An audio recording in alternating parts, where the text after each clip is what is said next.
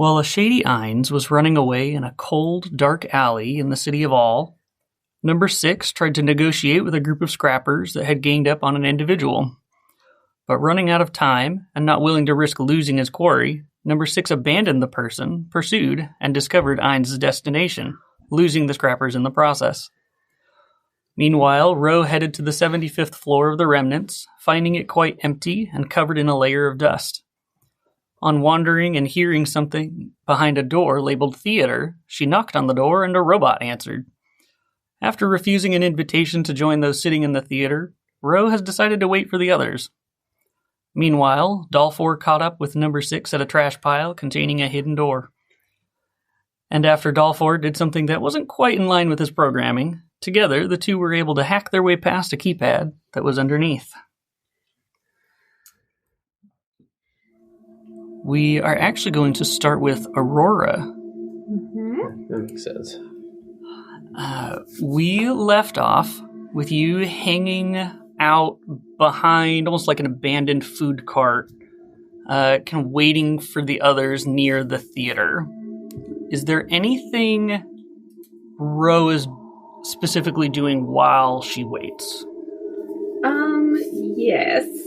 Ro has positioned herself so that there is some physical object between herself and the door.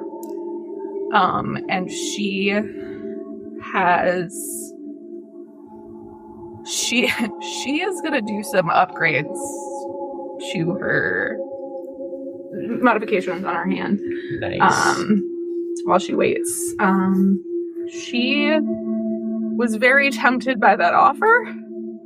And she needs to do some tinkering to remind herself that Morse is at stake if she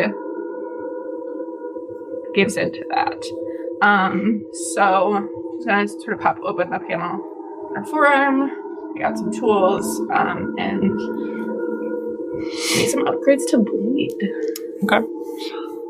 So while you're sitting here tinkering, thinking about your father Morse, who's at stake in this situation, you, after a little bit, hear the clopping of thick shoes on hard floors echoing through the empty halls. It's so empty that you can hear it getting closer for a full, 30 seconds before you finally see who the footsteps belong to. You're kind of hiding behind this cart, and this person obviously isn't looking for you, but if you'd like to catch a glimpse, you can. And you see a younger, almost kind of scrawny woman with a pixie haircut begins walking down the hall towards the theater. She approaches the door,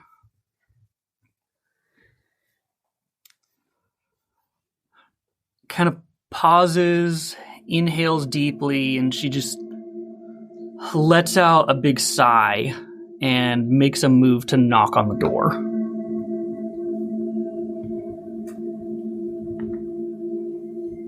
Oh,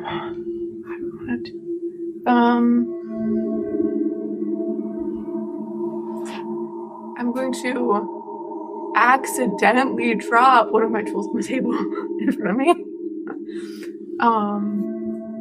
To see if I could sort of catch her attention without looking like I'm trying to get her attention. Okay. So you drop one of your tools. You see that as she goes mid-knock, she kind of looks over, and you've made yourself noticeable at this point, or are you just trying to make a noise? Yeah, I'm just gonna kind of look a little sheepish and sort of trying to. Have I completed my? Yeah. Okay. Yeah, it's been a little bit. Sort of packing up my things and just kind of sheepish, oh, sorry, gestures. She sees you. She sees you kind of being a little sheepish, and looks at you and kind of looks at the door, not sure whether she actually wants to talk to you or if she wants to continue knocking on the door. And this isn't Tish. This isn't who I'm. No, this is a completely different person you've never met. Okay.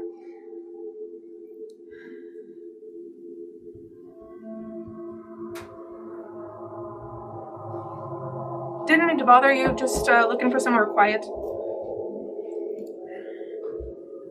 Yeah, me too. I think.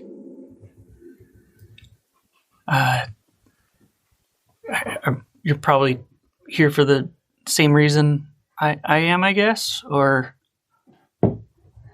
Because no one comes down this hallway? Sure, yeah. Yeah, that could be it, yeah.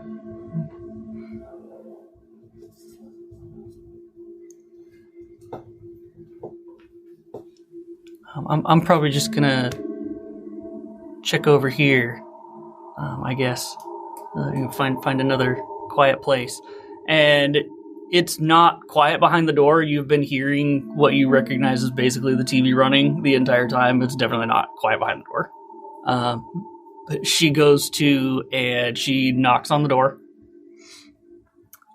There's a little bit of a wait, and the same rusty robot with the kind of blockish head answers. And he says, "Hello, how can I help you?" And as the door opens, she kind of wrinkles her nose a little bit. And she says, "Hey, is this the place?" And he says, "This is a place. To what are you referring?" She kind of lowers her voice. Is this the place where the tired people go?" And he says, "Yes, it is. But if you wish to join, you'll need to have made all of the necessary registrations." And she says, "Yeah, I heard, I did all that." And you see that she kind of turns around just a little bit, and you see that she shows the robot something on the back of her neck. And the robot says, "Excellent. Please come in and take a seat. Danner will be here shortly to help you." And she's, great, yeah." And she walks in the door, and the door closes behind her. Could I have, would I have had any way to see with her pixie cut, as she walked away from me, what was on the back of her? Sure. Actually, I'm actually going to ask for a knowledge check here.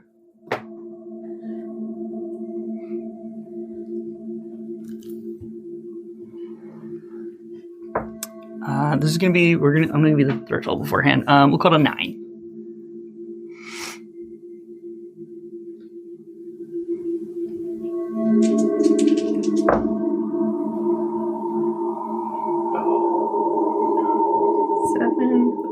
Is 11. 11, nice. Hey. You, from the position that you were able to see, you were able to, it's not even that you were able to see it well enough, it's that you just kind of know what this is. And you were able to see it well enough, though, that you were able to recognize it as something that your father actually has, that Morse has. In this place of technology and control, there are many, in this kind of corporatocracy that exists here, there are financial advantages for selling your information to people from, not just things about you, but literally the information about yourself. What, it could be location, it could be, blood, it could be, down to brain waves, selling your information to large entities will give you like financial, there's some financial gain there. It's never enough to really survive off of, but it is something, but you're just selling you and as much information about you as possible. You clock and you know that what she has is actually identical to what your father has, which is, it is everything. Like, she is selling literally every bit of information that she possibly could for as much money as possible.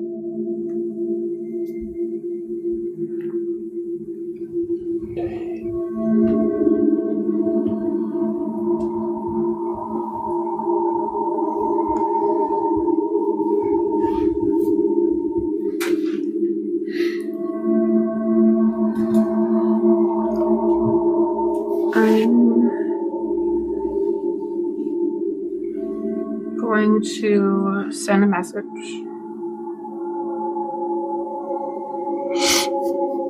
to my friends here. We're friends now. That if you're gonna send if you're gonna send a message, then we're actually gonna head over to Dollfour and 6. Yeah, because you've been waiting for a minute. So before you send that message, we're going to head over to Dollfour and number 6.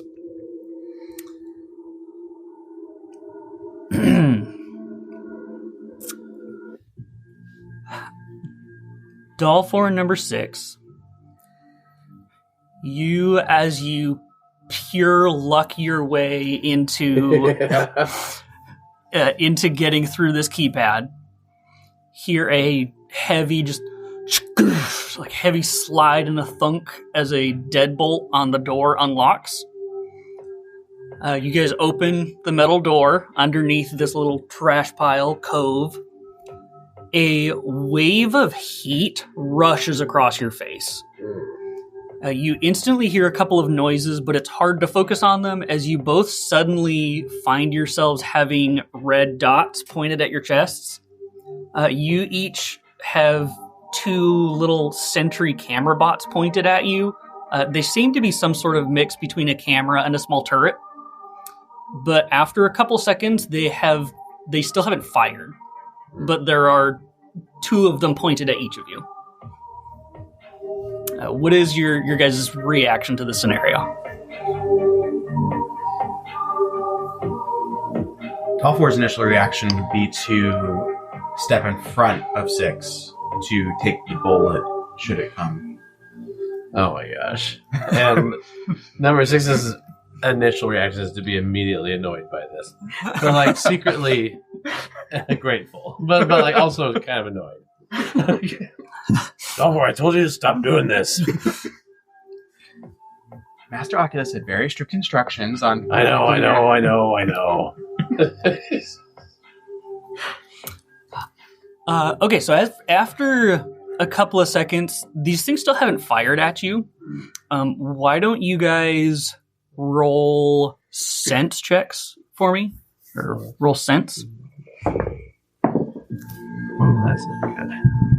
That's how it's going to be tonight. That's a 7 for me. 15. 15? Okay. Both of you see the following. You guys see you're looking into a hallway. It is narrow and the ceilings are low. It's the same gray, like concrete walls that you are far too familiar with in this place. But it's actually pretty clean and it's well lit. It's just hot. Like, it doesn't just feel hot, it smells hot. On the left are 2 doors, and beyond the 2 doors that are on the left is another door that's straight back. All 3 doors have one of these sentry bots above them, and then there's another one above and near the door that you guys are standing in. Dollfour, what you hear extra is you hear like a low rumbling and hissing almost from behind the two doors on the left. You also hear like the scooch of a chair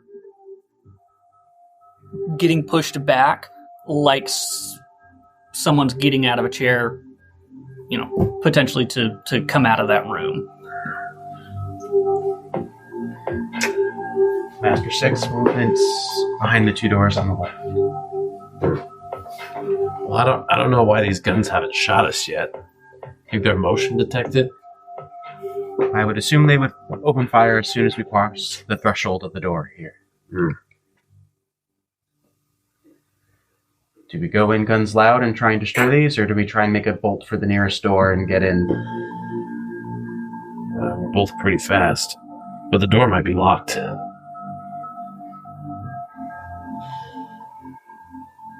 I'm a pretty do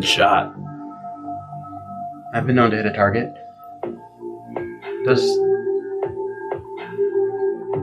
Do I know that Ain's made you? Have you communicated that? Oh no, I hadn't told you that. No, I can tell you that now. They say, he knows we're after him. Like, I don't know if he thinks we could get in here, but he knows he was being chased. So, I think the element surprise is probably gone at this point. Very well. Dollfour will reach into his breast pocket and pull out a pistol. Well, I'm gonna pull out my two pistols as well. All right. Take aim at the And I'm like the one I'm gonna sentry shoot right at us. the guns. I'm gonna shoot the robots. All right. You guys are kicking this off. Let's do it.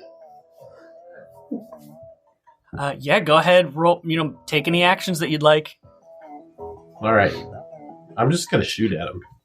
I'm gonna attack him. Okay. Go ahead. Go for it. Well, I feel like you're too calm about it. Something's about to happen.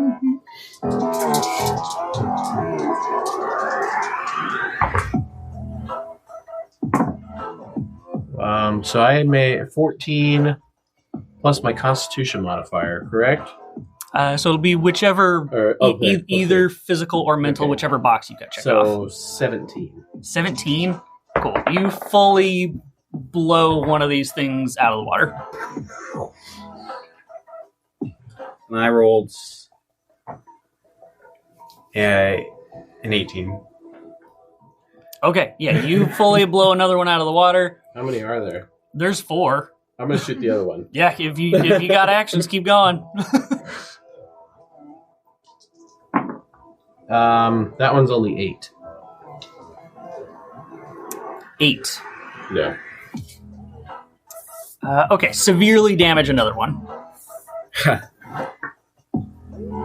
That was an actual 20, so I'm rolling d20s on this. Nice. Which is a 22.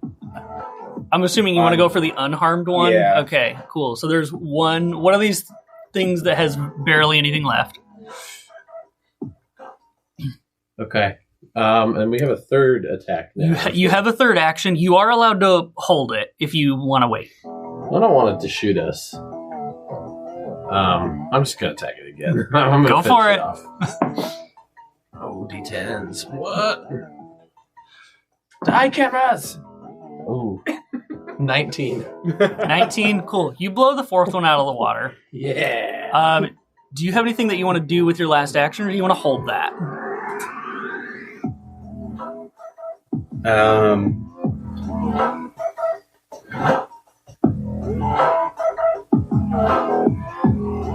What are the things on your dress shirt? The cufflinks, yes.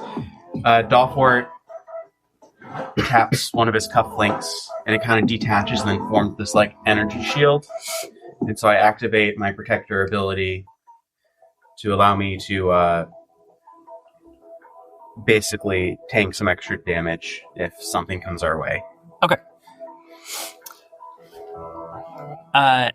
As you prepare for if something comes your way, one of the doors on the left opens, and Ain's does not come out. What you see is a cybernetic body. It has a extremely perfect oval head shape, and these very, very perfectly round blue eyes, and the pupils focus and unfocus very mechanically with no eyelids. You see wires and hydraulics are protected under a hard but transparent exoskeleton. At the elbow of each arm, it splits into 2 forearms with a hand at the end of each. And the fingers look like they're built for very fine motor skills. And this thing looks at the two of you and registers that all of these camera turret sentry bots are gone. And it looks at both of you and says, "Though you have gained entrance here, authorization is not granted. I must ask you to submit to a sedative or endure bodily harm as I administer it without your consent." What do you think, Dollfour? Should we comply? Well, only Master Oculus can give consent on my behalf. I love it. Let's do this. And you guys have taken all of your actions, and so this thing is going to come out of the door, run at both of you.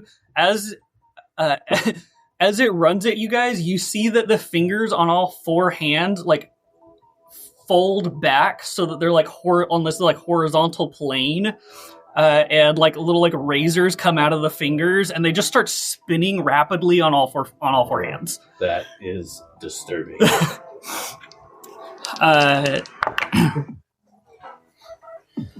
That is rolling dice now.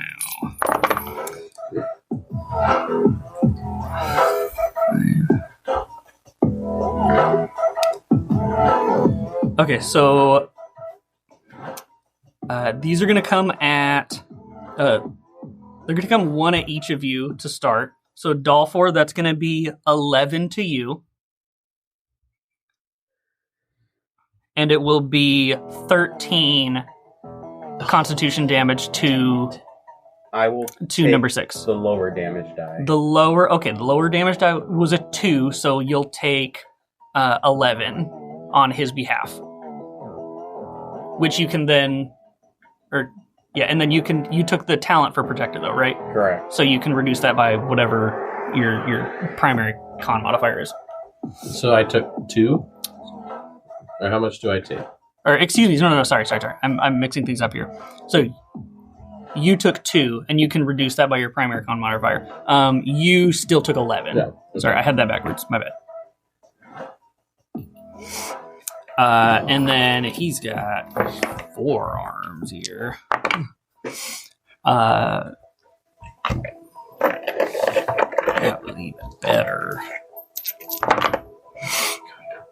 Rolling too many dice. It is 10 to Dollfour. Another 10 constitution damage to Dollfour. And it is 18 to number 6. It's great. I'll take the lower damage again. Okay, so you'll take 4 of that.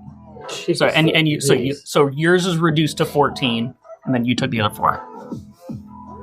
Well, this guy is pretty tough. That is all of his actions. So we can we've got our action cards here that we can flip those back over. Oh, wow.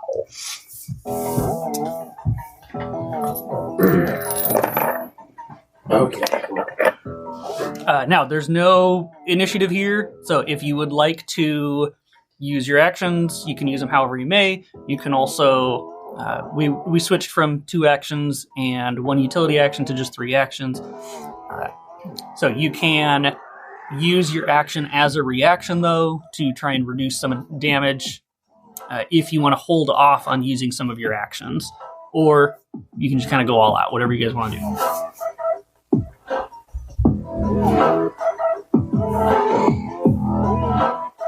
All right. Dollfour will activate the other cufflink. And now instead of a shield, though, it kind of spreads into basically the same kind of laser dots you saw the turrets have on us. And it kind of maybe marks a few weak points for you. And you're going to get a boost to your next attack. So you get a 2-tier bonus when you roll for an attack. Nice. As I'm trying to assist your aiming Okay. where I think you should fire on this crazy thing for maximum damage. Cool. Is he's in melee range? Yeah, now? this guy has fully moved up into melee range. Or with you swing guys. at it Okay. with the sword. Yeah. Whatever you want to do. Whatever damage you want to do. So I'm going to look at these dots and be like, yeah, that's what I'm talking about. And I'm going to pop out my assassin's daggers from under the rig. I'm just going to go at him. All right. At all of these spots. All right. So you have 2 tier bonuses that you just have to use them before the end of the round. So you can use them on whichever roll you want. Okay. Ooh, I'm going to use them on this one probably. Yeah. So that's D12s. Nice. Still not really good though. Yeah. Depends on what you roll. 16. 16. Nice. Oh, I actually forgot to. It's just like a flurry of stabs. Okay. So that was one action from you. Any other actions that you guys want to do? I think I might actually shoot myself with one of my healing darts. Great. Just to see. So I get 2d6. Which is 5 plus my spiritual modifier. So I get 9 back. Okay, so you get 9 back. I will activate my lapel again, or my cufflink again to reactivate the protector ability, get my shield back up. As one of my actions.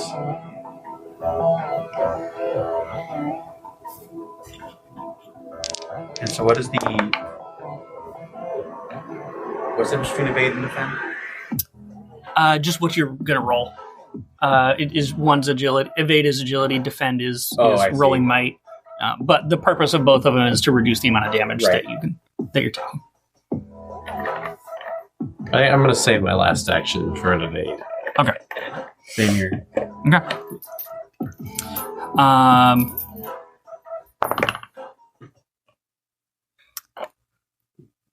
Oof. Okay. That is gonna be wow. 26 damage Dude, why are you to rolling number so 6. good? I'm gonna try to evade When I that call one. for help, is it just gonna be 2 random canaries that come? Could be. I might die here. You got 9 more risk levels, man. Oh, that's right, I do. Yeah, bring it on. Okay. So 26 constitution damage total. Okay, I will take the lower. Okay, so that's going to be... I rolled 2 11s. wow. So you're going to still have 15, and you're going to take 11 of that 26. Okay. Reduced by your All the stuff. modifier. Yeah. I'm And then, gonna try to evade that. okay, great. Yeah, so roll agility to try and reduce this by... So that's a D10. okay, the number that you're trying to hit here is a 15. Oh, I rolled 2 ones. Oh, no. No. So 5. Okay. 5 is not going to make it. He's in my head. Remind me, is there... No, that's my primary con down. Does damage just roll over to the secondary con? So, are you... How are we doing the thresholds this time? So, are you out of primary health?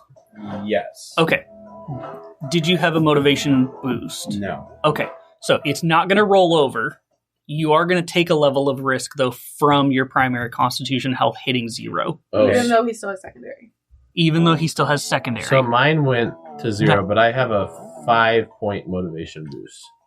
Okay, so any damage, any extra damage is going to roll over into your motivation boost. Okay. Good. I have 1 left then, so I don't have Okay. to take a level of risk. So you're not going to take a level of risk. The next, however, since your primary con health is gone, you will be, now you're going to go to your secondary con health, because that motivation boost is just to roll over, just the rollover damage. Gotcha. But if your secondary health hits 0, Then I take risk. you won't take a risk level because you have that motivation boost. Oh, sweet. Yeah. Okay. Okay. So that was attack number 1. No, stop rolling so good. Sorry, man. I haven't. You telegraphed this was a bad idea. Now there's consequences. Oh yeah, he did do that. That is, oh my gosh, 21 Constitution damage to Dollfour. Well, I'm gonna try and evade that. Okay, yep. So you're trying to hit a 15 with the agility.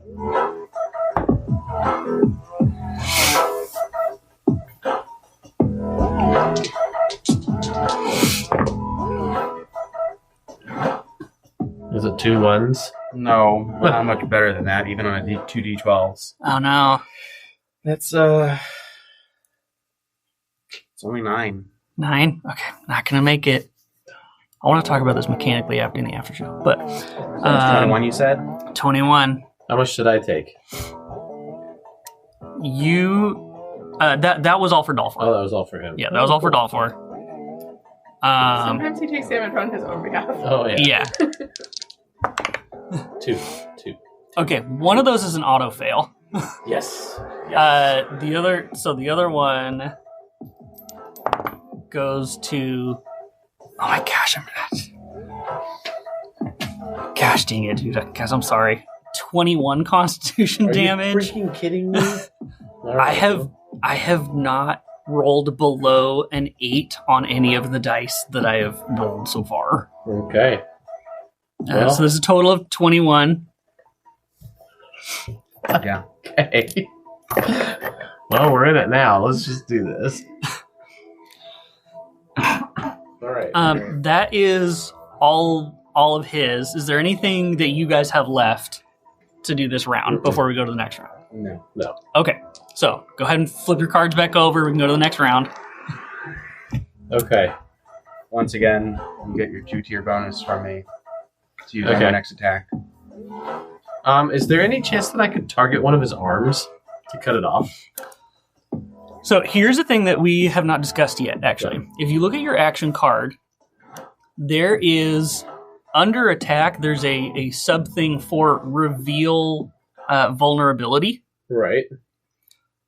Revealing a vulnerability is if you would like to roll a specialty to try and like find a weakness specifically in this person or reveal a weakness, then you can roll that, and if you succeed, then this cybernetic AI bot here is going to gain the vulnerable condition. What vulnerable condition means is that on the next attack that it takes, it will everyone will roll an extra die. Ooh. Here's the thing is, a thing about this is you guys can combine actions. To look for vulnerabilities. You guys can look for vulnerabilities. You can also combine the damage from your attacks as quote unquote one attack. So you would but you guys have to succeed on that find the vulnerability check. Okay. Do you want to do that with me? Okay. All right, let's do it. So what do we roll? Okay, so one. So the the difficulty here is A 4. so it's a 12, and I'm going to give you guys two options. All right, either one of you has to hit a 12, or both, or I will drop the difficulty by 2. And then each of you have to roll the lower, or combined, you guys have to roll the duplicate of that. So one of you can hit a 12, or both of you combined can hit a 20. Okay. All right, we can do this. Please. Okay, actually, before you officially roll, I guess, what are we trying to... What specialties here are we trying to use to find this vulnerability? Like, what are we doing?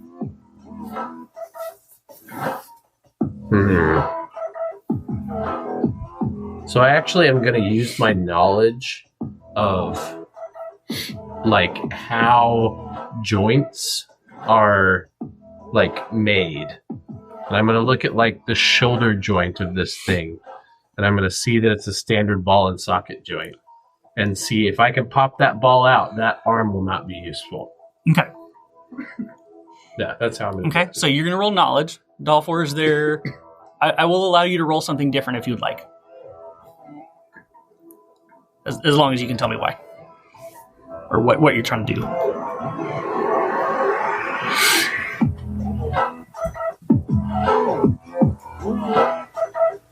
So Dollfour, I think, is going to try and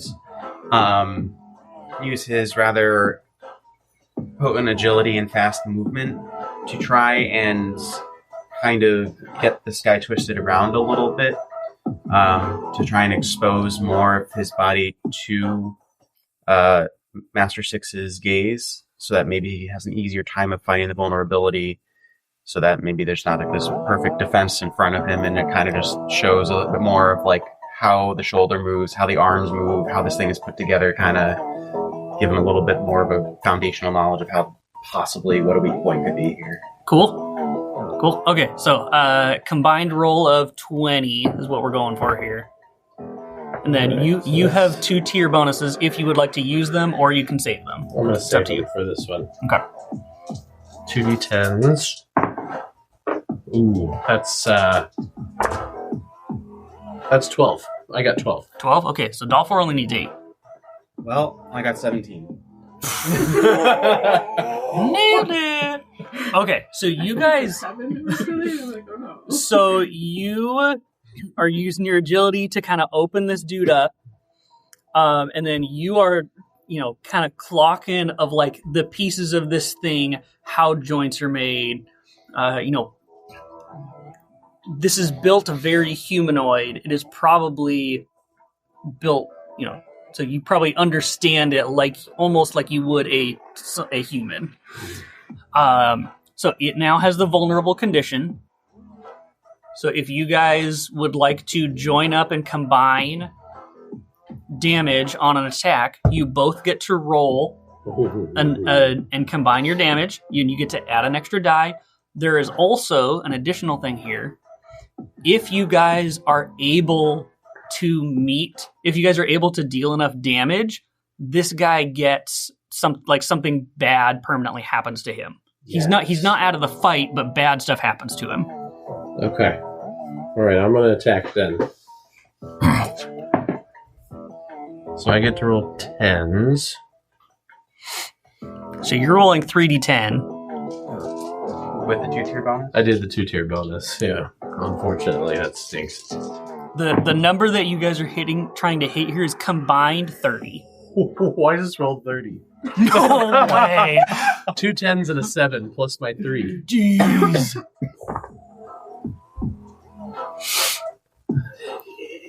Yeah. 3. Wow. Good thing. Well, I only rolled 8. Okay, still combined of 38. You're not... you reveal this weakness. You set him up. You guys, you're looking for it. You guys both go in. You fully detach one of his arms, and this guy loses 2 actions from here on out. Like, he only has 1 arm, which is 2 hands. Yes. Is there anything else that you guys have? What was the final ruling? I forget. On movement? Movement is to use an action. Use an action? Yep. Okay. Yeah, so we're just moving to a full action point system. I'm going to save this action. You want to save it? Yeah. Okay, great. I'm out of actions. Okay. Oh no, I'm sorry. It was really cool though. Between the boost of vulnerability and my attack, yeah. Okay, so this guy is gonna, you guys are on one side of him, having just fully detached one of his arms. But did he take 38 damage, or was that just attached? He did take 38 damage. And he's okay? He's still up. He lost an arm. Yeah, I mean, he's lost an arm. Yeah. He's kind of a tank. So, because you dealt 16 earlier. Yeah. And then you guys dealt 38 here. And I don't remember anybody else. No, that's it. Okay, so this guy, you guys are on one side of him, having fully detached an arm. He takes his other arm with his fingers and just tries to dig them into each of you. these. And 12s.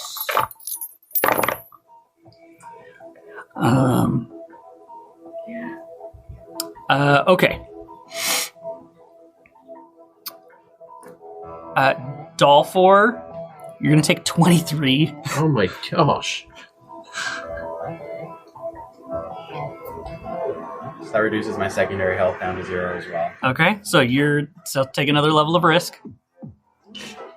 Okay, so you're at double zeros now, right? Both Yep. of your healths are at 0? Okay, so from here on out, any action that you take will give you another risk level. Yep. And there are, pros and cons to that. More Yep. cons than pros, but...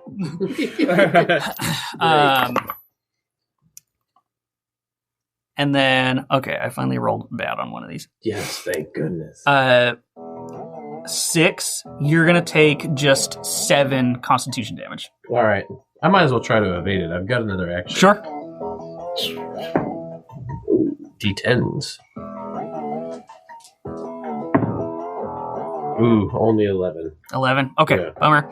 But it's just 7 damage. All right, well, I'm down to 0 now, but I had You had your my boost. motivation boost. Okay, so you will not take another level of risk, but from the damage. Yeah. However, every time you guys take damage from now on, you will take at least 1 level of risk, potentially more, depending on how much damage it is. And every action that you take will give you another level of risk. Every action? Every action that you take, as you guys are basically bleeding out at this point. Okay. Well, I mean, should we try to rip his other arm off? Now you do have a heal ability, Oh, yeah, I forgot so about that. if you want to start using heal abilities, then you can, that as long as you have health, you will not take levels of risk as That's you true. take actions. All right. I'm going to...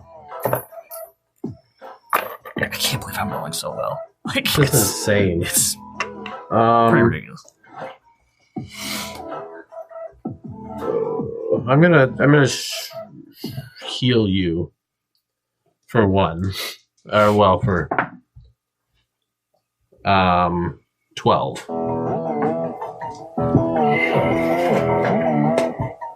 And then I guess I'm gonna heal myself too. Okay. For 11. Okay.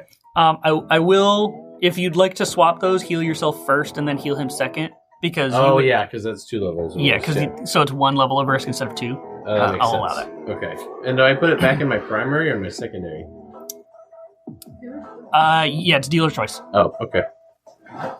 Alright. Gives me 11. He'll take it away in 1 turn. Then my risk levels go up. You'd be taking more risk levels if you didn't heal. That's true. Alright, dude.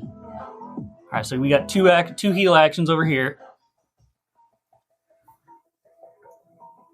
I guess mostly for flavor, Dollfour takes out another piece of his gun, apparently, and attaches it.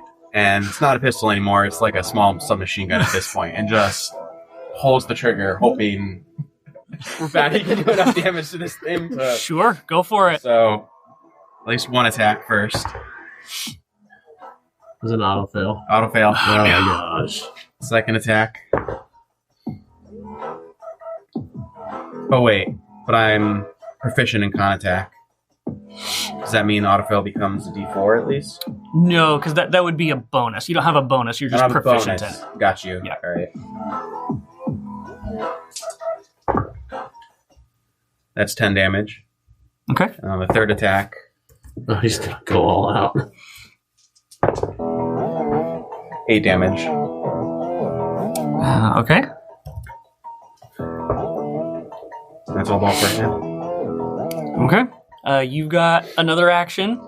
Would you like to do anything with it, or would you like to save it? Let's do it. I'm gonna attack him. Might as well. 13. 13 damage? Yeah. Okay. Are you freaking kidding me? He's still up. He's hurt. I will. No, never mind. Okay, so he's only got two. He only gets 2 actions now. So he's gonna take his right arm, which is the only one that's left. The other one is sparking on the ground. And he takes his 2 hands. He's gonna attack each of you guys again. Less than 11. Come on, less than 11,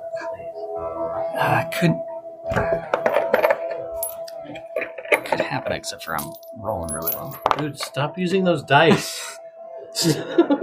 But these are my favorite dice.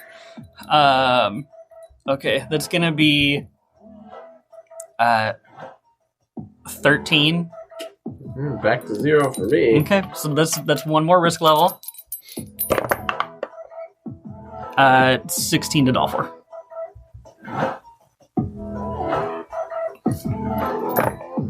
Did you make a backup character? Okay, those are his 2 actions, so we're back around. What are you guys' risk levels at? I'm at 3. Okay. Oh my gosh, I thought they were at like 7. No. I thought you guys were higher as well. So. No. Okay. All right. What do you got? I'm going to heal myself again. All right. 11 again. Okay. So you'll take 1 for the action, but then heal yourself up. And then I'm going to heal him again. Okay. So you won't need to take a risk only level for 9. him. Okay. And then, because we're doing this, I'm just going to, well... I'll use 1 to activate my cufflink and give you another boost, 2-tier boost. Okay. D20s. D20s, please. Right? Come on. Oh, it's just D10s. What are you guys working on? You guys just attacking? We're just attacking. What did you do? It's another 1. Oh no! Gosh. Oh my gosh. I got 13 again. Okay, 13, 11. 11. Okay.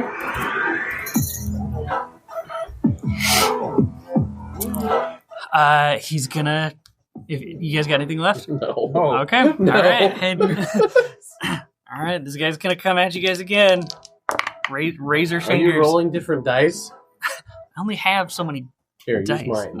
I'm not Really rolling. bad. I am absolutely not rolling your dice. I curse your dice. Should have cursed him earlier before I made that primary roll. Oh my gosh. 15 to 6. All right, here we play this game again.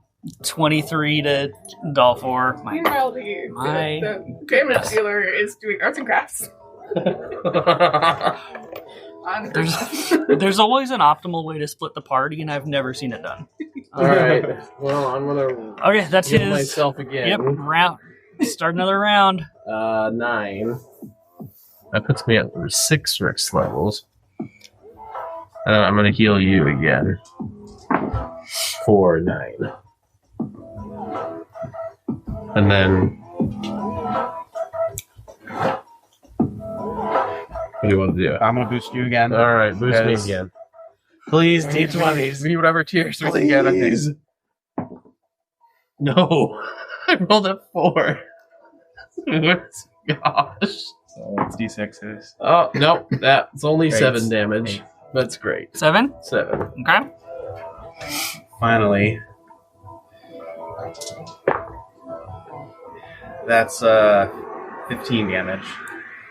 Could you please describe how you finished this? Oh, guy? thank goodness. So, Dolph, If there's anything after going full automatic on this crazy cyborg guy, and it's just not doing anything. He's missing. It seems like there's too much armor on this guy for the small caliber automatic bolts to do anything. He drops the crazy gun he's got, and he's gonna pull that rusty knife he grabbed out of the trash can earlier, and then just like go in on the weak side with the arm gone and just start trying to tear into the cybernetics and whatever else is in this guy's torso. And it's brutal. You don't think you've ever seen Dollfour as just covered in oil and blood and whatever the fluids is pouring out of this guy as I try and tear through his torso. and tear through this thing you do. And after the sparks are just covering your hand, yeah, like you said, the fluids are just, the hydraulic fluid is just, flowing out of this thing like it had a heartbeat. And this thing falls to the floor.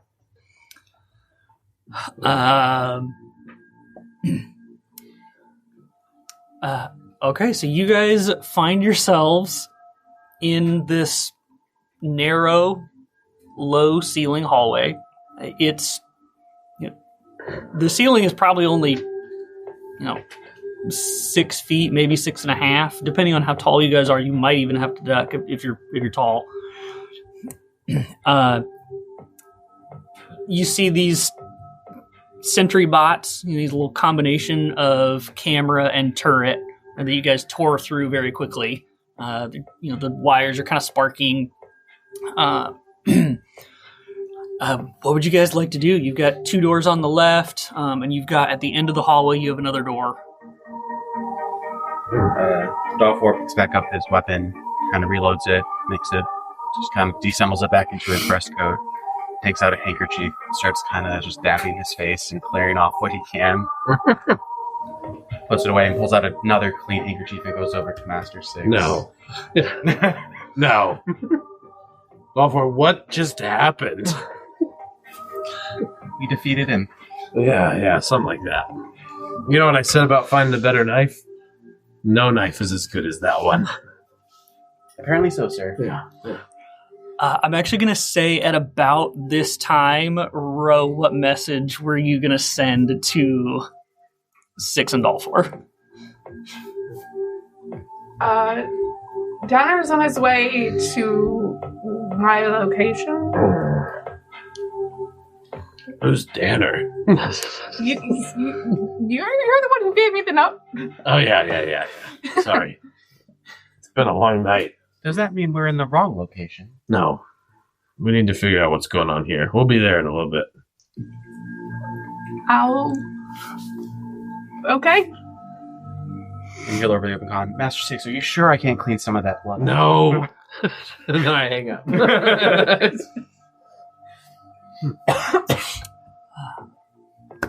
Okay, well, can I shoot us both with another round of healing darts now? Oh, yeah, you definitely have time. Yeah. So at this point, because your healing ability is unlimited, what's limited is, 1, you guys have a bunch of risk levels now. Yeah. And 2 is time, right? Like you can absolutely take time if you'd like, but again, it's time. Yeah. So that you're... Well, is that door open behind the cyborg? Can we see what's in there? Yeah, you can. So you guys are able to. So are you going to heal at all, or are you wanting to? Can I just do like one quick round so we don't miss Sure. a bunch? Yeah. So I roll for both of us. Yep. Yeah. All right. I'm gonna be mean though, and you did use an ability though, so I'm gonna have you take the level of risk. But I'm not at 0. Oh, you're not 0. Oh, never mind. I'm Sorry. not at 0 though. I thought you were at 0. Yeah. I feel like it was a fair guess. Yeah. And 12 for me. So it's going to put me at 23. We got another round of attacks, though. Okay. And then, Dollfour, you good? Let's go in there. Operating at partial capacity, sir. Yeah, me too. Okay, so you guys head into the room that this cybernetic guy came out of. You actually realize that both of the doors on the left go into the same room. It looks like probably they were separate rooms at one time, but they were, a wall was knocked down so that that's one big room. What you find is, first of all, this is absolutely, while you guys are fighting, again, this place is extremely hot. It feels hot. It smells hot. You can feel your skin drying out as you're being here. You can see that the cause of the heat looks to be some sort of furnace. You see that the furnace is off to one angle, and then there's a desk with a bunch of stuff on it at a slightly different angle, and it looks like there was the seat that was moved in the middle, and it looks like almost like the furnace is one station where it was working, and then the desk is another station where it was working because it had two hands for each station. That's kind of cool. Okay, I'm going to go over the desk and just look at the papers on there. Okay, on the desk, you guys find... It looks like there's a box of like really small square gadgets. Some tiny piece of tech. They're maybe a quarter-inch in diameter. Next to the box of gadgets is... Honestly, it almost looks like arts and crafts. And it looks like this thing was, for lack of a better term, trying to pretty up whatever this tiny piece of tech is, like each individual one. So these tiny little squares were getting turned into things that you guys aren't even that familiar with. You know, like maybe either small, like, insects or animals so that these tiny pieces of tech don't look like what they are. Okay. Dollfour, you ever seen any of these before? That's a no, right?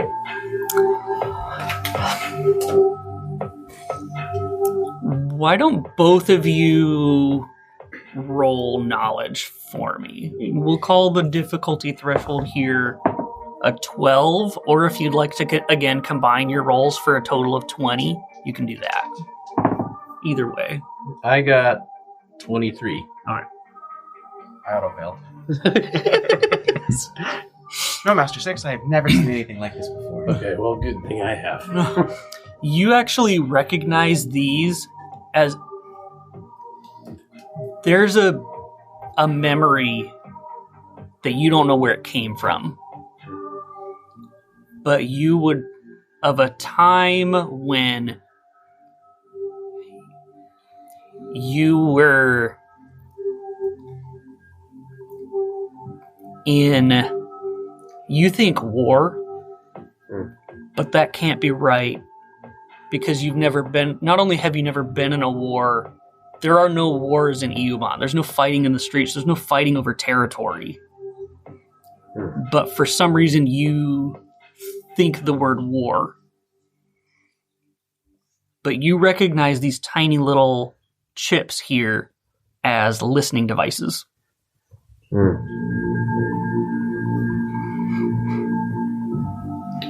Interesting. Yeah, I've seen these. I think I've seen these before. The listening devices. I don't know what he wanted them for.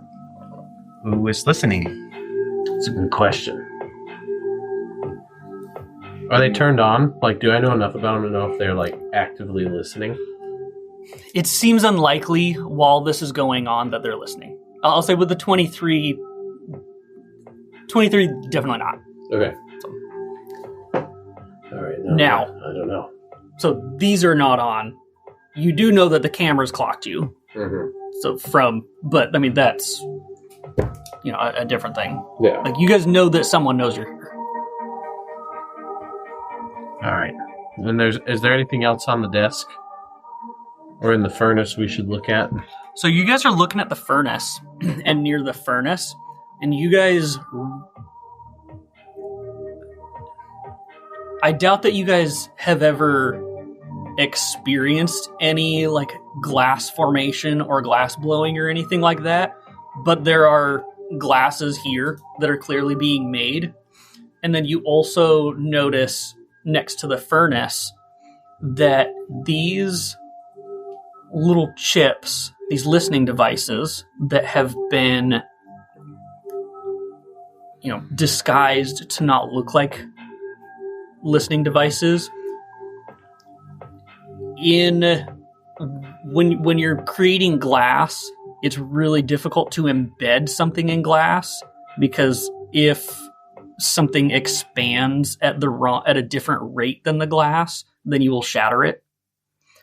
So you see that this cybernetic guy that was here, it was carefully using like fine motor skills to carve empty bubbles in the glass and inserting these disguised listening devices into the empty spaces in the glass in these very like ornate and honestly kind of beautiful designs to make these like drinking glasses, like mugs.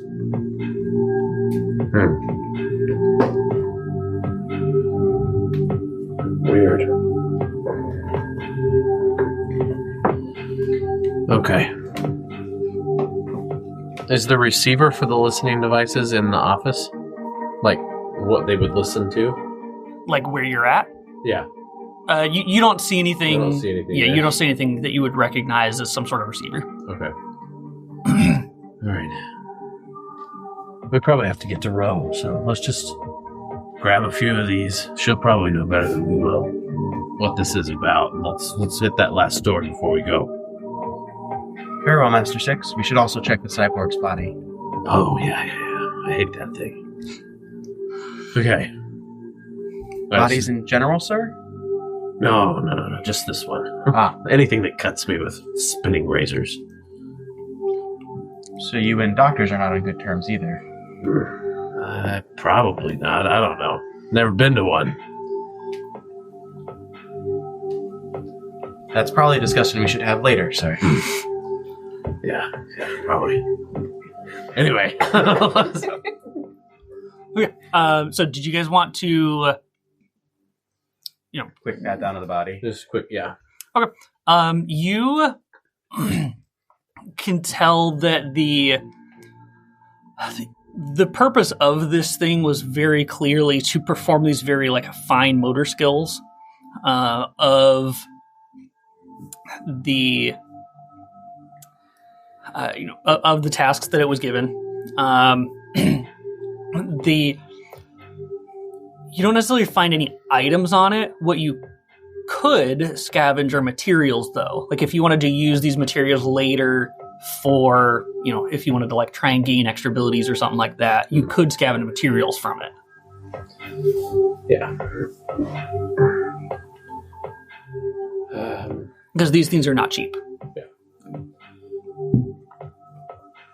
I'm actually gonna detach the other arm with my assassin's blade, then take both arms and just kind of like put them on my back. Nice. And be like, Ro probably wants one of these. Cool. Anything else? We go towards that. Let's go towards that last door. Okay, you want to head to the last door. You guys open the last door, and you open it, and it is this whole place is small. This is quote unquote an office, but it's barely bigger than a closet. You guys see a desk that it's so narrow that the desk that's in there is just like a metal desk. It looks like it's almost attached to the walls.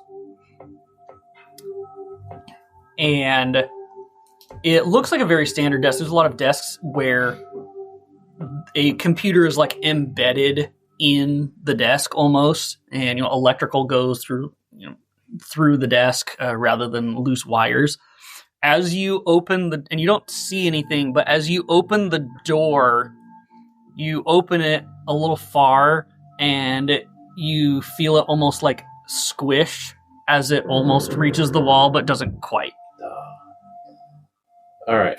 I'm actually going to push the door further and pin this guy behind it. You hear just a as he is now pinned against the wall.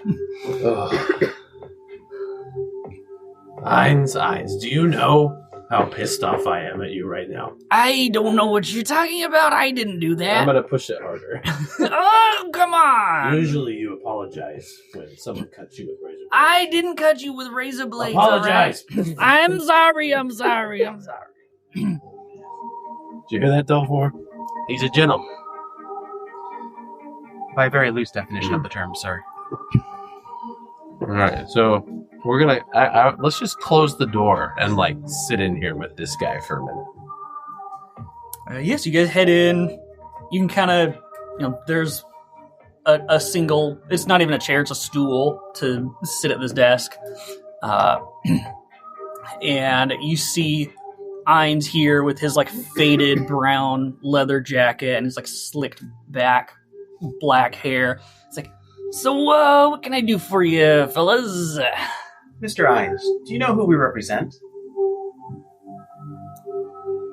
Nope. Have you ever heard of the name Oculus? Yep.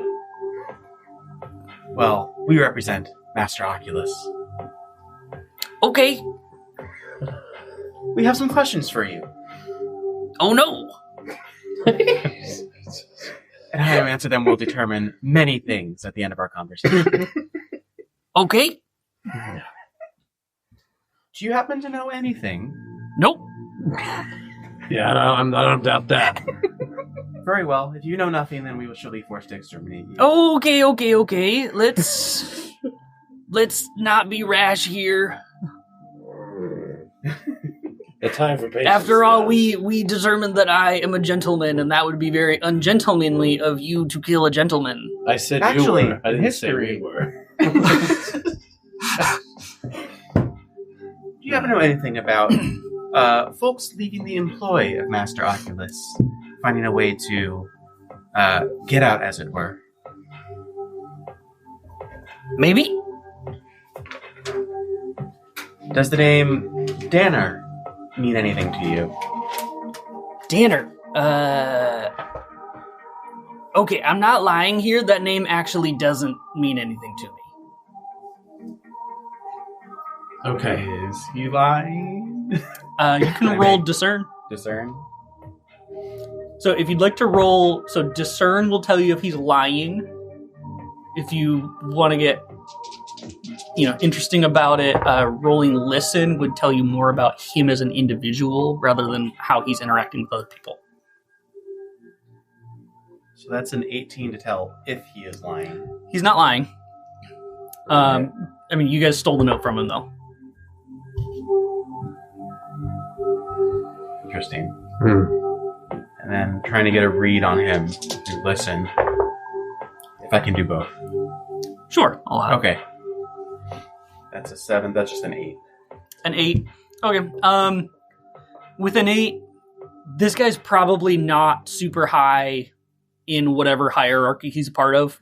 This does not seem like a person that would be very high up on the totem pole, so to speak. Okay. What do you know of Tish? Tish, I'm just kind of I'm just kind of a messenger, if you will. I get information from her sometimes. What kind of information do you get from Tish? Well, usually I get notes with people and stuff, with names. But to be honest here, it seems like one of them didn't make it to me, which is why I am not currently at Club Vagrant. Okay. And this information that you get, you said you're a messenger. Who do you pass the message along to? I'm gonna ask for an influence roll here. You're trying to hit the threshold. This guy doesn't have that much of a threshold. You're trying to overcome the threshold of his boss. Can I assist him? Basically, you're trying to convince this person to tell you information that his boss wouldn't want him to say, so you have to overcome the threshold of the boss. Can we roll together for this one? You can. once we start getting to higher numbers, depending on whether you're proficient or not, makes a big difference as to whether it's actually helpful.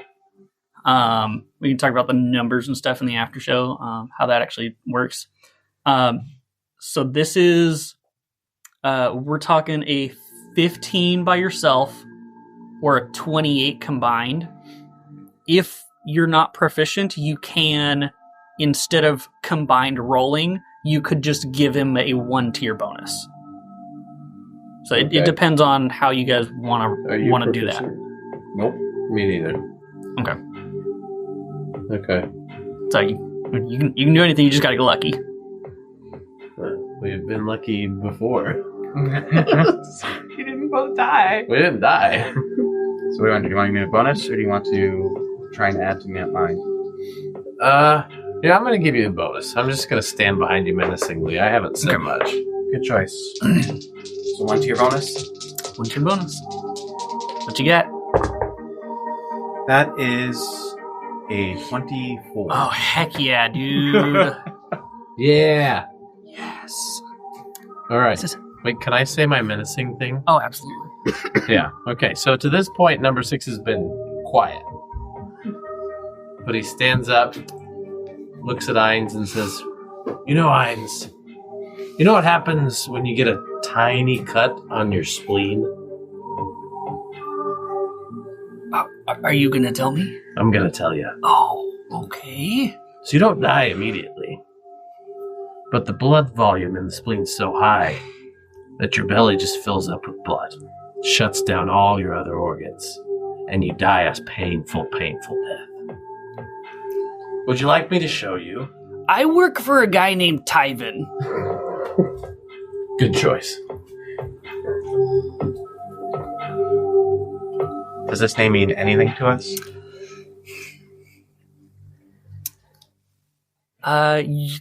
Roll knowledge to see if you know him, if you know anything about him yourself.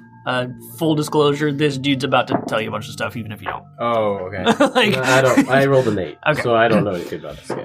Yeah. So he continues and he says, "Okay, here's the deal. I work for a guy named Tyven, right? Full disclosure, after I would like to leave here alive. If I leave here alive, you're never going to see me again, because if he finds out that I talk to you guys, he's going to kill me anyways. All right. Tyven works... Tyven's a rival of Oculus, all right? He doesn't work in the same area. He recently got a green light from YBB to move in on Oculus's territory. And Tyven is acting on that.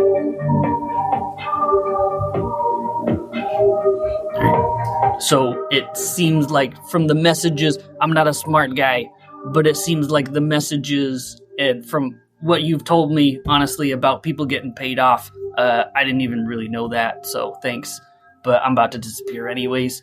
It seems like what's going on is that Tyven is trying to reduce any power that Oculus has in the area so that he can move in. Okay, I swear that's all I know. Are you sure? Let one of my daggers just slowly walk up. He's like, I swear, I don't need this place that I came to. I came here because I knew it existed. I don't even come here that often. All right, like, this is really bad for me. I'm not in a good spot right now. All right. You satisfied, Dollfour?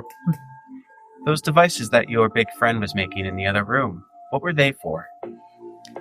They were, like I said, I don't even know that. I just know this place is here. And I wasn't even supposed to know this place is here. I accidentally found out. This was just the closest place to run when Mr. Big Scary over here started chasing me. Yeah, that's fair. I believe we've learned all we can from this person, Master Six. I agree. Do I get to live? I would really like to live. Right. You will never see or hear from me ever again especially because there's cameras out there and presumably those they saw you and somebody else knows that I came in here and then you came in here and I am a dead man if I go back to what I was doing. All right. Well, here's a very interesting thought, though. He says we'll never see or hear from him again after this. If we kill him, we will also never see or hear from him again. Yeah. However, if someone comes here looking for us, maybe they should find someone. And I'm going to shoot him with one of my weakness, paralytic darts. Oh. You hit him with one of these darts, and you see it start to take effect. And his movement is definitely going to be very hindered. Yeah. And so this isn't going to kill you. If you can get out, you can live. And then we're just going to leave and shut the door. Dollfour doesn't quite fall you out immediately. He kind of bends over and squints really hard at Tyven, reaches into his pocket. Eins. Eins, yes. Eins. And somehow takes out another clean handkerchief. I have a dirty spot right there. Okay. It kind of just wipes something off his cheek. And then turns around and wipes out after. You just hear, I'm getting very mixed signals. So this guy is struggling from the moment you start walking out the door, and you guys leave. We're leaving. We're going to go find Ro. Okay. You guys start making the journey towards Ro on the 75th floor of the Remnants. On the way out, again, Dollfour, you pass the trash pile. You see the plastic cups and utensils. Things were meant to be used and discarded. You see broken phones, things that were wanted at one point but no longer function as intended. And you see, like the knife that you picked up, things that people didn't want around them for probably nefarious reasons. But you also kind of think only a fool would throw it away in their own trash.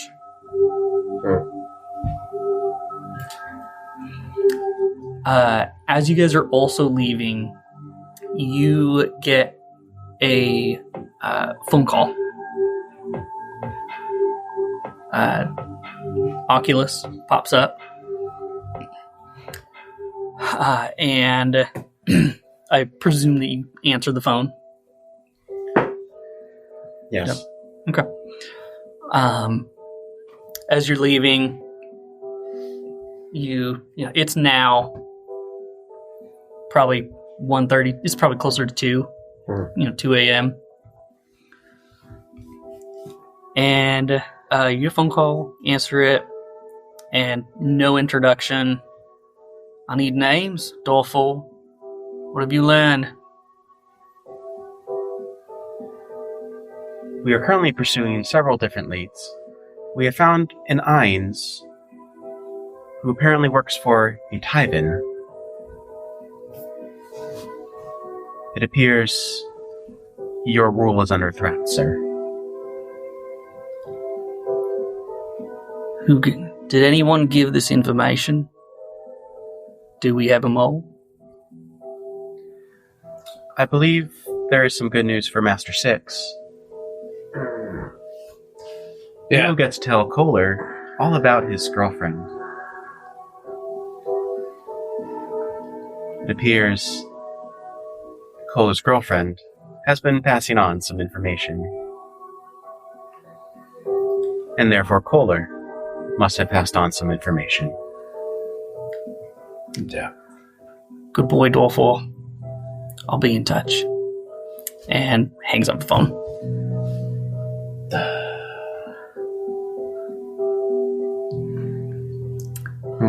There's like nothing to say. We just look at each other. And then we're going to head over to Ro. Okay, you guys head in that direction. It takes a little bit to get there, anything going up and down these freight elevators in the remnants is it's a grueling process. It's going to take you probably somewhere between an hour and a half to get from where you were to the 75th floor. At some point in our journey, probably very early after Oculus's phone call, we would pass a message on to Aurora, letting her know we are on our way. And can I heal us both up? Yeah, absolutely. You guys can do that. My max is only 12 with 6 levels of risk. Aurora, Ro, as you're waiting here, probably 20, 30 minutes or so after waiting here, you hear footsteps again coming from a different direction, but still heading towards you. When I hear the footsteps the first time, did I hear the elevator stop? Yes. Okay. This time, do I? No. Okay. So here's some more footsteps. Takes a little bit, and a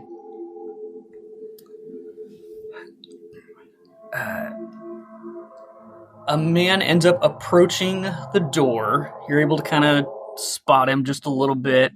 You see that he has a very like the sides of his heads are shaved, but the top is extremely long. But it just kind of falls down mostly. You see he's got like kind of big bushy eyebrows and like a soul patch goatee almost. He wears a like zip up bright orange hoodie, and he wears a scarf and his hoodie. It looks a little weird, but it does look kind of comfy, to be honest. His shoes look pretty nice. He's probably late 30s, early 40s. He does not knock on the door. He simply walks in to the theater.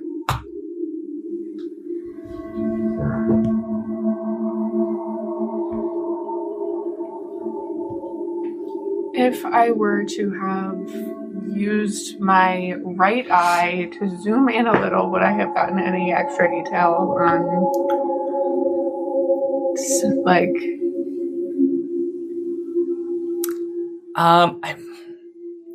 Are you looking for anything specifically? Something's fishy here. I don't know what I'm looking for, but I know that this isn't what I thought it was going to be. I thought it was connected to people getting out of Oculus, but that was too recent for all the dust in the hallway, so I'm not sure what I'm looking for. If it were connected to Oculus, I would have a better idea, but I don't think this is.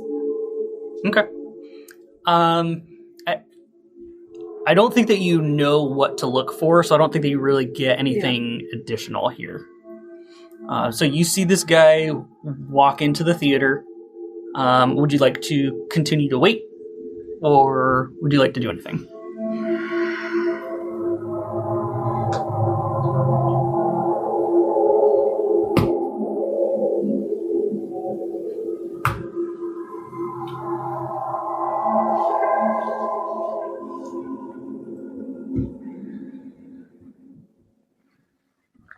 I'm gonna wait.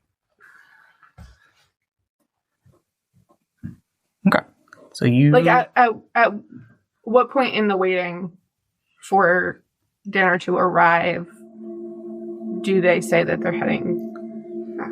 They probably still have like at least another half hour before they get here.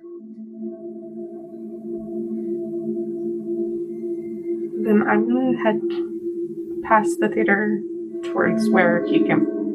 And Okay. I'm gonna follow the trail. Sure, yeah.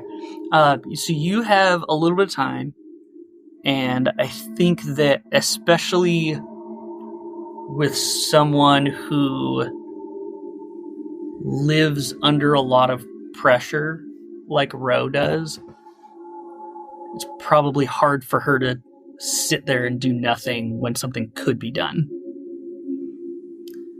So you head back to where this guy came from.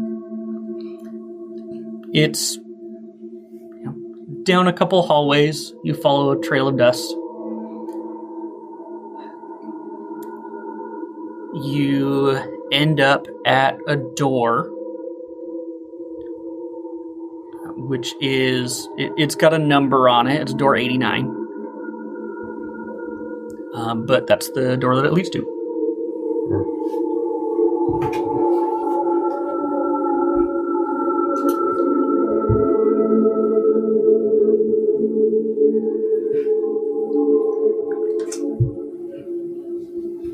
Is it locked?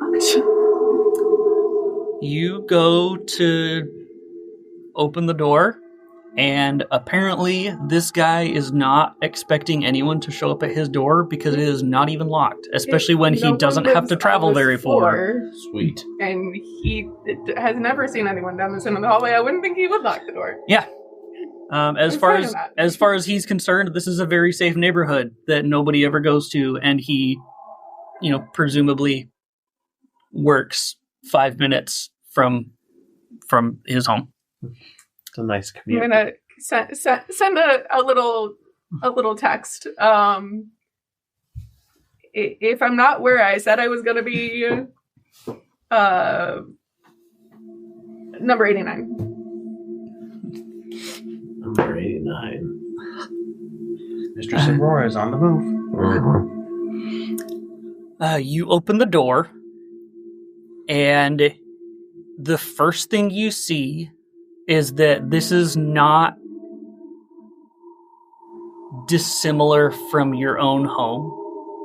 As which is not irregular. A lot of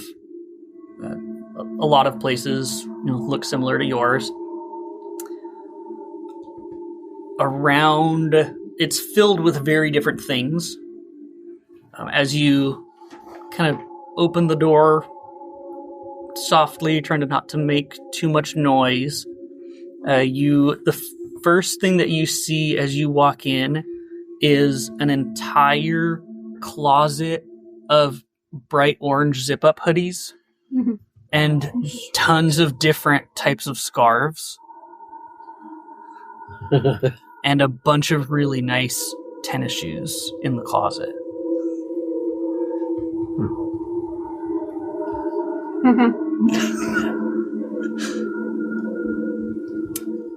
As you look around the rest of the apartment here, you see that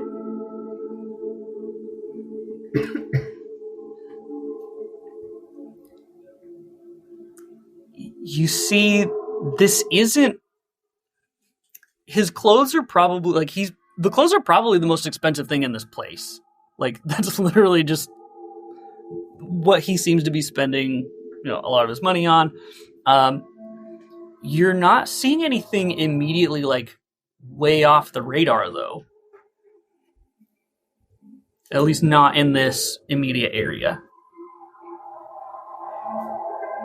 The fridge is lightly stocked, but it's not filled with the meal replacement shakes that are known amongst the the very poor that you're very familiar with. There's some what qualifies as regular food. The furniture is fine. It's not miserable. The couch. You look, and then you kind of start looking in the bedroom. if you wanted to kind of peek in there, then you see a desk not dissimilar to the one that Dollfour and number 6 saw earlier, where it's very like the computer is almost like built into the desk, which is kind of like welded to the wall almost. But I mean, the furniture here is, he's got like a bright orange bedspread, which is, not exactly very common. Just the bright colors that you're seeing is just a bit irregular for the style of a lot of people. But you can kind of presume that if you want some of the deep information of what this guy has, you're probably going to have to get into his computer.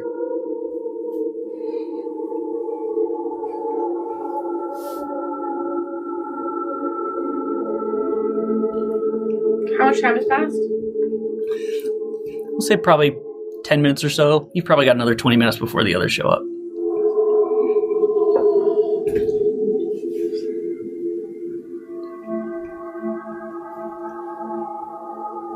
Yeah, I'm gonna give it a shot.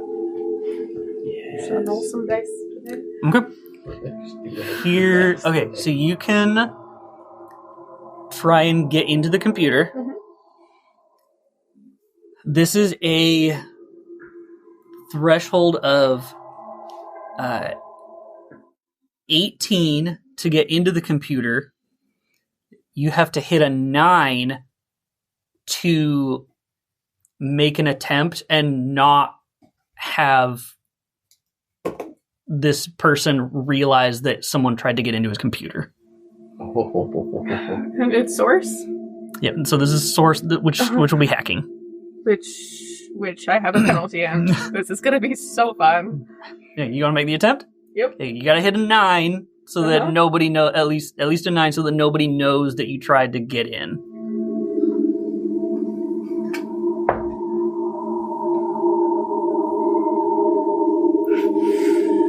The numbers are a little faded on this dice. Okay.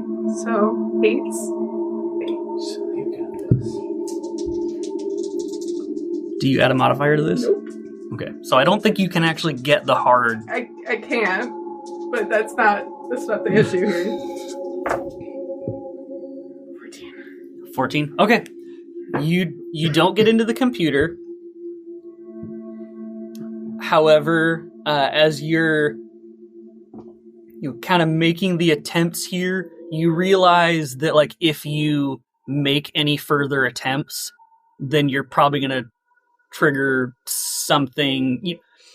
It might not be an alarm or anything, but like then when this person comes back, they will know that someone tried to get into their computer.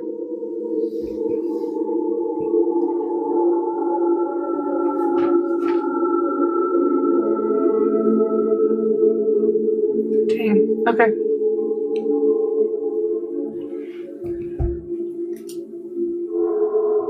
I did get information I can use, so I will head back.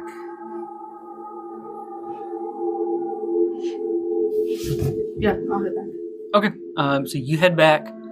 You re-find your spot. Just that kind of feeling of like, I'm not doing anything, sets in pretty quickly. Mm-hmm. And you're having to wait to do things. But after probably another 15 or 20 minutes or so, with a squealing and a loud crashing noise, the freight elevator doors, that open up and down to let you guys off of the elevator. Well, Master 6, now I understand how Kohler managed to start dating Tish. Yeah, it would seem so. I knew she was out of his league. Good Lord, the state of this place. Dollfour. Calm. We must find that. Just stay with me. Focus. Oculus says don't clean. Of course, Master Six. Okay, let's go.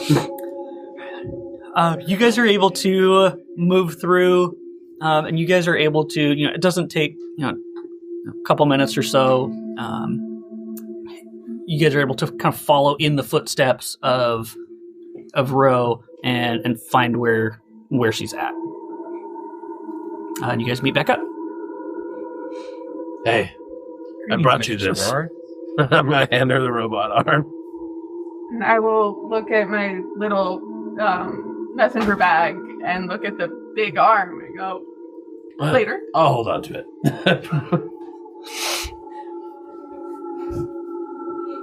Okay, what would you guys like to do? All right. So here's what I know about this place.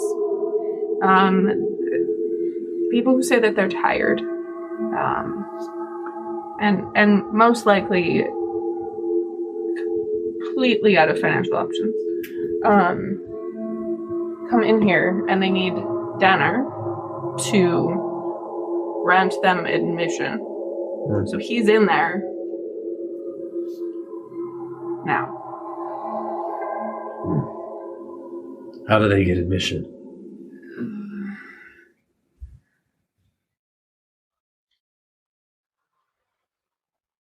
They have to give all financial autonomy away.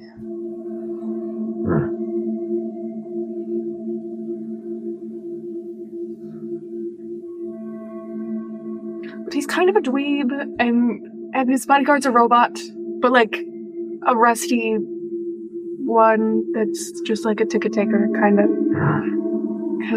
shenanigans. Oh, good. The last robot we encountered was All the people in there are just rough. Not a nice guy. Facing the screen, and I definitely didn't go in there, or you couldn't have the door open. I don't know how I know any of this. So, how did they prove that they had done the application?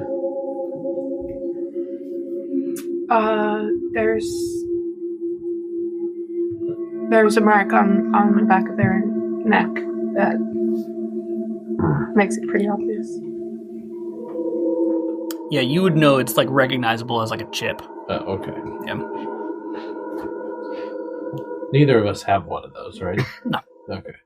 At least not to that extent. Yeah. Like what she's describing is somebody who has like fully invested in every bit of information that they could possibly give. So I know you've both seen it before. Okay. Because you've both seen Morse.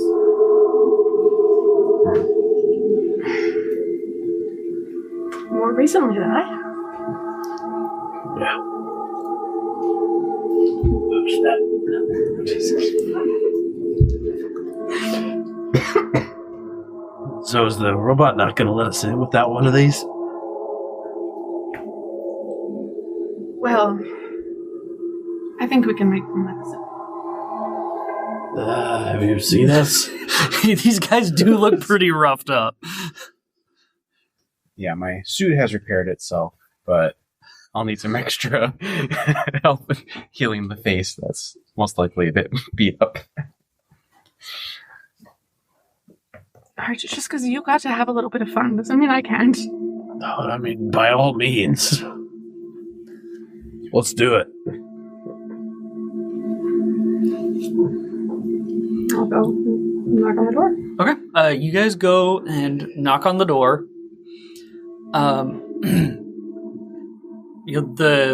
Takes a few seconds. This blocky robot, rusty robot answers. Kind of opens the door.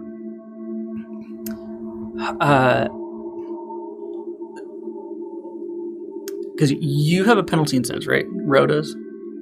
Mm-hmm. Okay. Do the two of you have a bonus for a penalty and sense? I have neither. Neither? Nothing. Okay. What you guys noticed something that Ro didn't mention, which is actually the smell. It smells like extremely bad BO. Like a really bad body odor. I live in the remnants. I'm a little nose blind. That's fair. But as this robot opens the door and clocks 3 people, one of you having, quote unquote, mistakenly knocked on this door before, says, can I help you? Good morning, sir. I am a robot. Technically, It is technically morning. I have a question. Do you have any olfactory sensors embedded in you? No. Do you happen to have any cleaning programs? No. Would you like them? I could help you tidy up around here quite a bit. You know, I I'm was looking out. actually here to repair. That was the issue with the address earlier. I here give you a bit of a touch up. I am not understanding what is happening here. Please hold. And he kind of closes the door a little bit. I put my foot in it. He says, he notices, he's, okay. And you kind of hear him clank over a little bit and whisper a few words, and you, then the door opens a bit, and the guy that you saw earlier with the, shaved sides of the head and the bright orange hoodie wearing a scarf opens the door. He says, hey, what's going on? What can I do for you guys?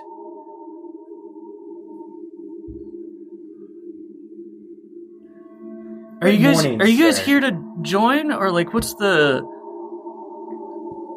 We're kind of on a exploratory mission to see if we want to join. Can you show us around?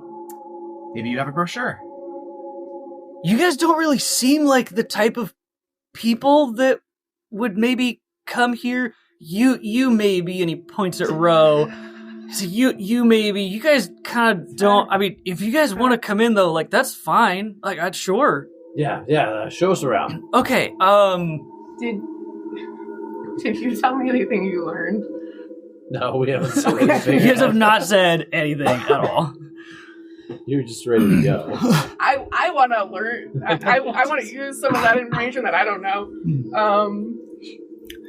So I'm at a loss of what to do next. I want to so bad. What's your name, friend? Says, oh, I'm Danner. Dan. Yeah, nice to meet you guys. Who are you guys? That's not important. That seems a little uneven, but you know what? We're gonna go with it. Not okay. You may call me D0114. Oh my gosh. Something wrong, Master 6? No, go ahead. No, why'd you say my name? Okay. Mr. D over here, got it? You got anything you want me to call you? Yeah, just call me number 6. Okay, yeah. All right, we got 6 and Mr. D over here. All right. Please, sir. It is D0114-MET-ICI. Bro, you're bro now. Okay, come on in. I like that. You're pro now. So come on in. You guys head in, and you guys see at least a couple hundred seats, probably more. Maybe half, no more than 3/4 of them are filled. As you get in, you continue to smell that like very intense body odor smell. Explains the scarf. You guys are looking at, this is very like movie theater, and it's a bunch of people that are watching a screen that it literally just looks like they're watching TV. And TV here is like 90% ads and 10% show. Oh So you guys just have this ad that comes up and it's like, new cybernetic upgrades. This cyberware responds 14 nanoseconds faster to neural inputs than previous models. If you don't upgrade now, you're behind. Brought to you by YBB. You, but better. And there's just these people in these seats, and as you look a little bit closer, these are gaunt, emaciated people that are still very much alive. They look tired and just with a complete lack of energy. You can probably tell it's due to this like emaciated state that they are living in. With the like body odor smell that you're getting, you're taking a guess that these people don't leave these chairs ever. This is their life now. They sit in these chairs and they watch this TV. And you see little, like, cartons or cups in these cup holders with straws in them, but the straws are long enough to reach their mouth without them having to move. Danner turns to you guys. He says, yeah, so this is kind of the op here that we got going on. There's a lot of people just kind of don't like the grind anymore. And they're like, well, I would like to not do anything. And so they come here. And what we do is they have to register for, maximum financial output. So they are getting this, all of their sensory information, location, everything that they can, anything that they can make money off of. And then they come here and they give all that money to me. And normally that's not like that amount of money isn't enough to sustain a person. However, when you get a bunch of people that are all pooling the money, and then you get like bulk discounts on like protein, meal replacement shakes and everything. Turns out you can do that. So they give all their money to this guy right here, and he takes 2 thumbs and points at himself. He says, and they get to not do anything anymore. Which they, of their own choice here, have elected to do this rather than go out there, and he points outside and say, and do that. So usually, there are, we gotta like do the checks, make sure we got a couple of checks. One that, these people are actually registered for, all the financial aid that they can get. And then also that they're not important enough to make waves. Okay. So if you guys are important, you can't come here. All right. This is for normal people that aren't going to make waves if they don't, if they stop doing what they're doing. So that's the op that we got going here. It's working pretty well. I've actually just got a, somebody new that, that just came in not too long ago. And you look over and see the woman with the pixie haircut, that has recently taken a seat and, says, now, it's still, they get to live. It's just kind of like bare minimum number of calories to live, right? Like that's kind of what you sign up for, is just you get to live, you get to do nothing, you don't have to die, you also don't have to go back to the grind. So you guys look like you might be a little important to come here. So what brings you guys here? This is all legal, by the way. I just want to make sure that's clear. Of course, many things are legal, Mr. Danner. Just as a quick look, do the people in the chairs, are they, like, restrained in any way? They are not restrained. This is... people have essentially just given up. And they're like, well, I don't want to die. I just don't want to go back to the grind. And so it seems like he's not lying. These people are all here of their own volition. That's just, you do get the vibe from looking at them, though, that with the, like, bare minimum calories that they are given, if someone wanted to leave, it would probably be very difficult just because they don't have the energy or muscle mass to do that. Yeah, but after a certain amount of time. Yeah, after a certain amount of time, it's like you've just kind of physically lost it's in a very to break the narrative, this is like almost like a very twisted version of the people in WALL-E. Reverse WALL-E. Yeah, it's like reverse WALL-E, okay? Those people were given whatever they wanted to be happy. These are people that are given the bare minimum because they just don't want to go back to what they were. All right.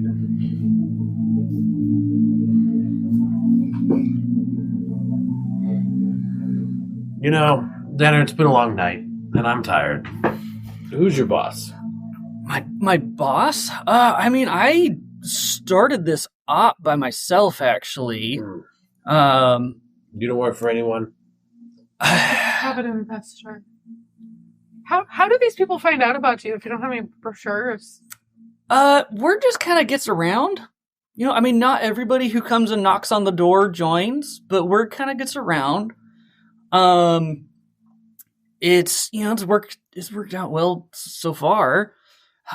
Investors, I might be a little beholden to Oculus.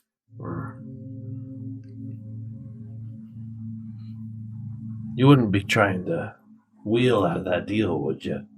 Get out. No. So here's the deal is I'm ahead of actually the payments to Oculus. Like, I'm ahead right now. I'm doing all right. Give it another 25, 30 years.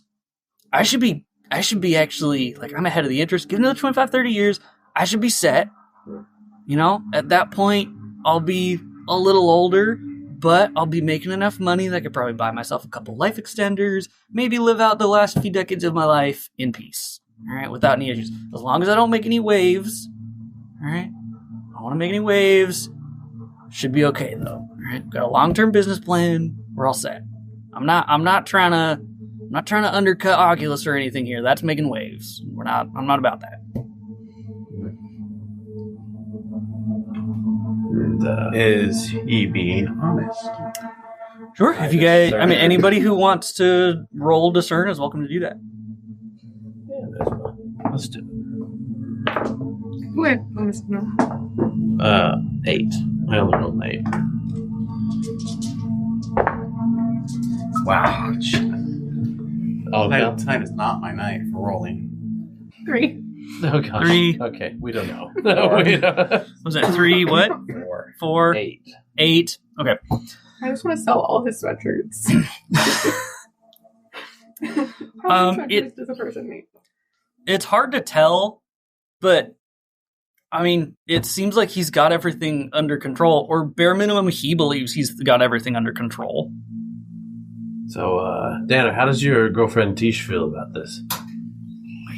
Who's Tish? She knew you. Is she one of the people in here? No. No? Okay, I got nothing, man.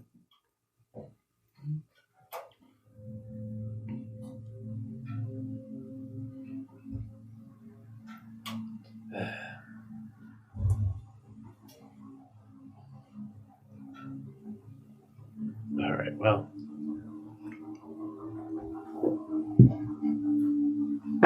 I don't know.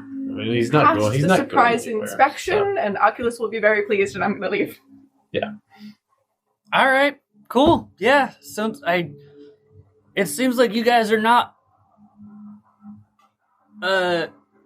probably qualified to. You guys are overqualified to come here, but it was nice meeting you guys. Have a nice night. You guys are walking out. I was like, I mean, yeah, we got a good op going. Oculus should be hopefully pretty happy. I'm making good payments, so. All right. He's not going anywhere.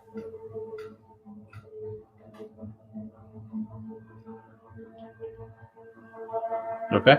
Do we want to leave? Yeah, I think we can leave. I think we can leave. You want to try to hit his computer again? Or do we? I actually don't know that we. I'm not super suspicious of him. Or Do you guys head out after Roe? Or are you guys still in the... Oh, yeah, I dropped Oh, a line she's about gone. Oculus and I left. okay. Yeah, And I if- think we had Yeah. after All right. Aurora. Once Later, dude. All right, man. It was, a pleasure to meet you, Mr. Danner. yeah, I guess it was nice to meet you, bro. All right, have a nice morning, I guess. It's like 3 or 4 a.m., Yeah. so, all right, have fun. All right. You see him kind of like turn around and talk to the robot, and he's just like, oh, that was weird. All right, whatever. If he is under the beneficent guidance of Master Oculus, if we need to come back, I'm like we should probably get permission from Oculus, pacing. and then we can go into that computer all we want. Yeah, that's fair. Let me. I think. So I have an idea. Uh-huh. I want to pull out one of those listening devices and ask Ro if she can mod it so we can listen from it. Can we do that? Interesting. And then just put it on the front of the top of the theater.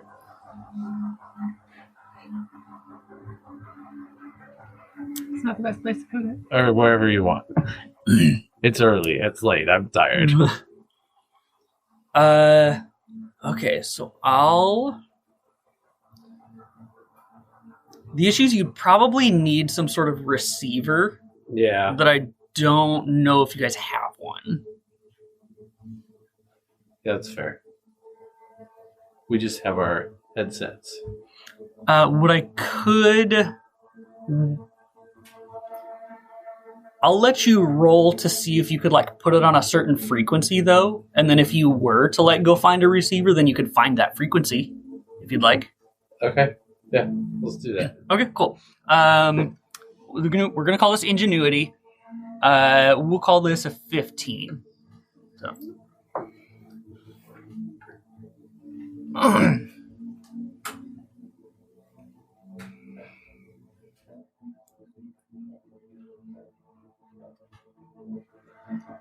Oh boy. You got this. I don't roll Here, max. before you do that, does anyone want to try and... I was going to say, Do I can anything add to support her. this? I can give her a tier bonus. Okay, right? you want to give her a tier bonus? Yeah. Okay.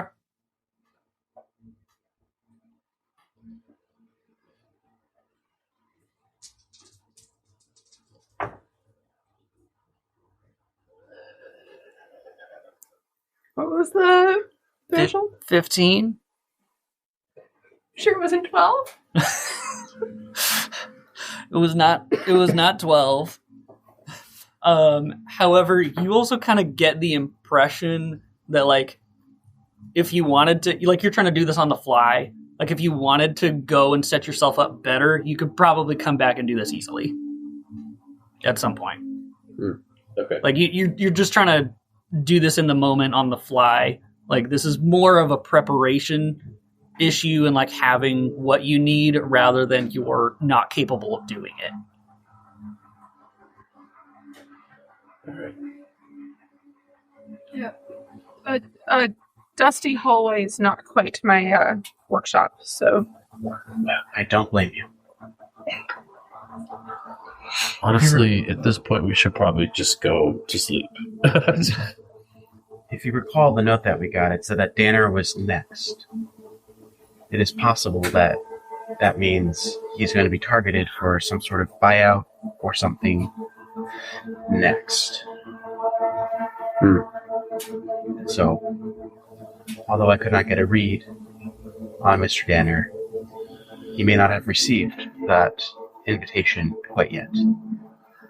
He seemed to be content with his current arrangements.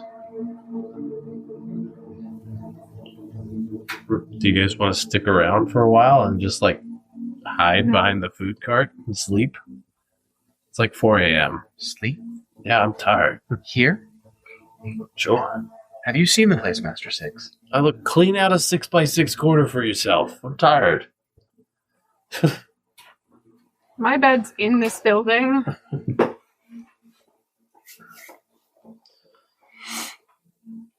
And I live on his compound. I've got plans for those. On my arms? Oh, these arms. Okay. You should probably inform Master Oculus of what we've discovered here. We'll tell him tomorrow. Tomorrow's a long way away. It's like 3 hours. We don't know anything. He's just going to be mad. It's 4 a.m. That's 20 hours away. Oh, do whatever you want. I don't care. Okay, where do you guys want to head? Are you guys heading back to wherever you guys sleep individually? Yeah, probably. I Yeah. don't have any more information to go off of. Yeah. I think I'm going back to my I think we've expended. We'll meet up again a little until later. they share anything. I've gotten as much as I can. I'm going to give her the arms and the listening device, though. Okay. Do you want to pass along any information along with that listening device? Oh, yeah. I'll tell her everything we found. How quiet was the elevator when we got back into it to go? Like on the Elevators right are now. never, like those freight elevators, they are never quiet. They're extremely loud. It's just clanking and squealing. Like there's this absolutely horrid metal on metal noise as they. Population wise. Oh, gotcha. It's not prime time, so like there were still people on it. There's only so many elevators, and there are tens of thousands of people that live in this building. It's extremely rare to have an elevator all to yourself. But if we were to sort of have it whispered in our listening devices conversation we could share that information on the elevator ride because it's. I would allow that. Yeah, okay. Especially because a lot of the people on these elevators are very like, I'm here to do what I'm here to do. Nobody else is my business. I don't want anyone else in my business. Like, this is every man for himself. Being someone else's business might get me killed. Yes. Not doing it. Yeah. Yes. Yeah. Knowing other people's business is usually not beneficial to you. They also might know who we are, maybe. A few of them. Yeah. Yeah. So, I mean, Yeah. they're... Okay. Well, I'll tell her everything on the elevator right down. Okay. Now, you live up. So are you going up or down?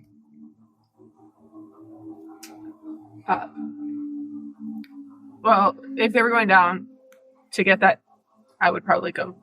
Okay. You'll take the scenic route? Yeah. Okay. Sounds good. Yeah, so you guys can share, what, everything with, you can download whatever information you'd like to row. If you'd like to do anything with that.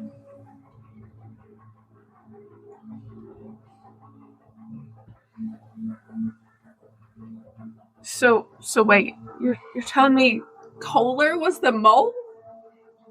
By accident? Yeah, he's not a smart man. That honestly tracks. Okay. Doesn't have much of a future, does he? All right.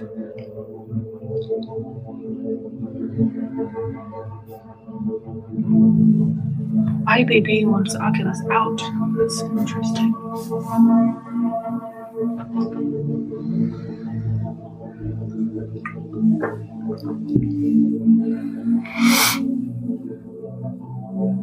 Yeah. It'll be even more interesting in your own bed, which is where I will be. Good night. I hand her both the arms and the listening device, and I walk out. So you head up to your place. You guys head back to the compound. Mm-hmm.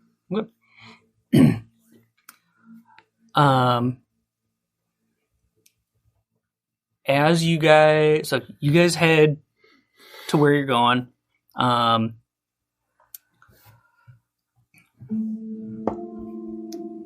As you guys get back to the compound, by the time you get there, it's now,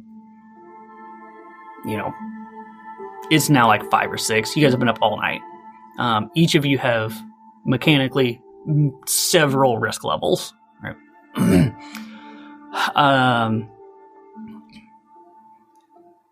As you enter this, Oculus's compound is the most out of place building around. Okay, in this place of skyscrapers, and it's built very vertical. Oculus's compound is a single story, which speaks of luxury. If this were a neighborhood, there would be hundreds of people living here, but there are several dozen at most.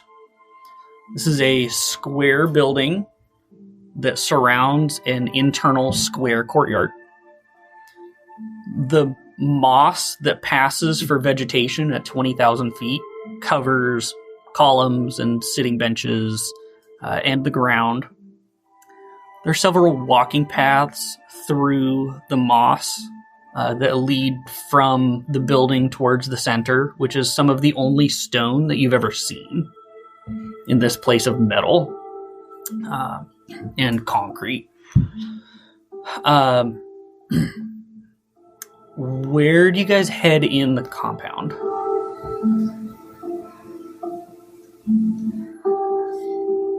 I'm just going to go straight to my room and close the door. Right. Yeah. I don't talk to anyone. Okay.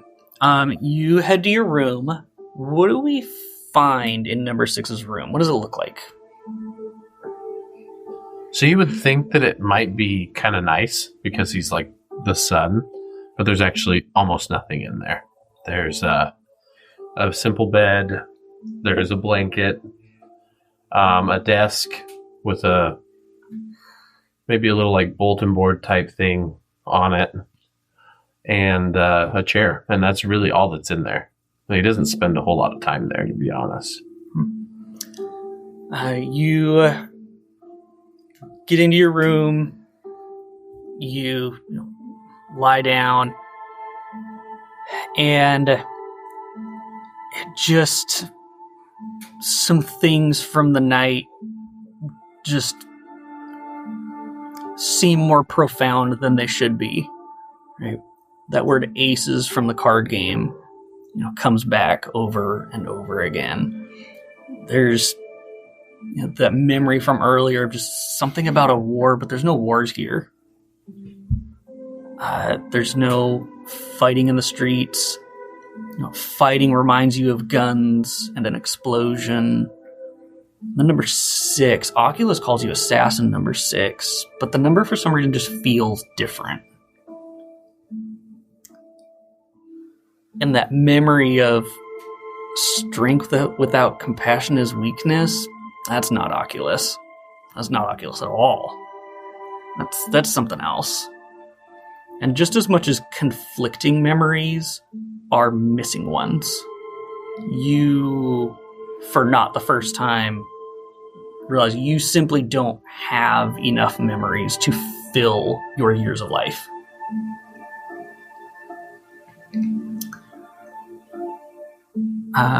And so as I remember these things, I actually get up out of bed and flip my bulletin board around. And on the other side of the bulletin board is a kind of a conspiracy theory board with all of these memories. And I put these new memories up of aces and a war and the compassion without strength without compassion. And I just tack them up there, look at it for a minute, flip the board back, and then go back to my bed, fall asleep. What would Dollfour like to do? Dollfour will also go pretty much straight to his room.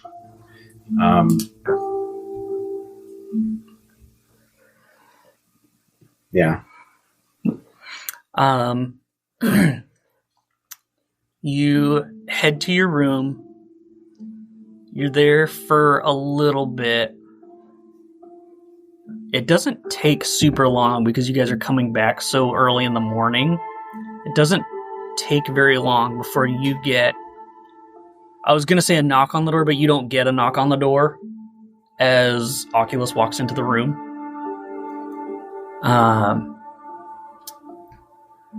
And he looks at you. He intentionally walks in loud enough to know that you will wake up. And he says, Dollfour,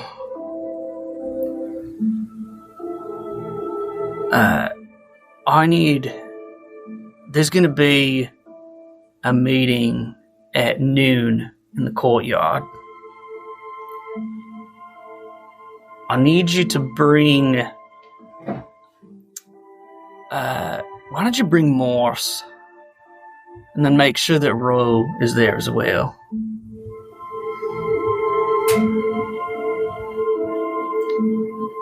Very good, sir.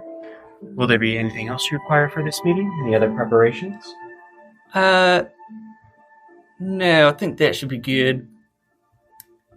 I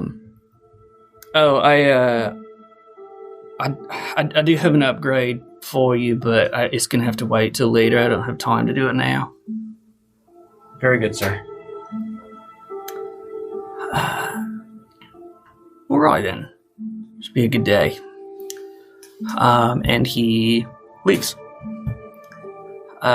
Ro, you are in your... why don't you describe Ro's place for us? So, it's a pretty sparse apartment for the remnants. There's a work table with a desk behind it.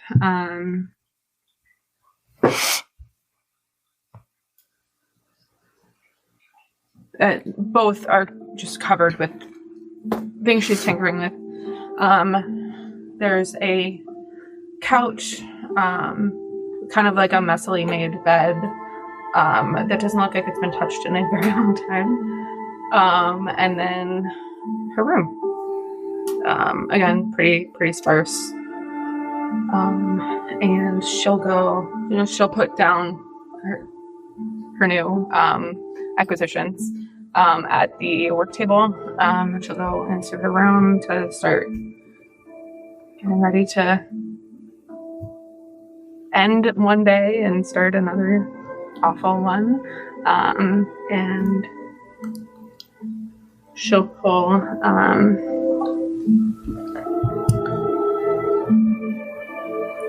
she'll pull something out from under the bed and just look at the pipe that symbolizes everything that happened 2 years ago, and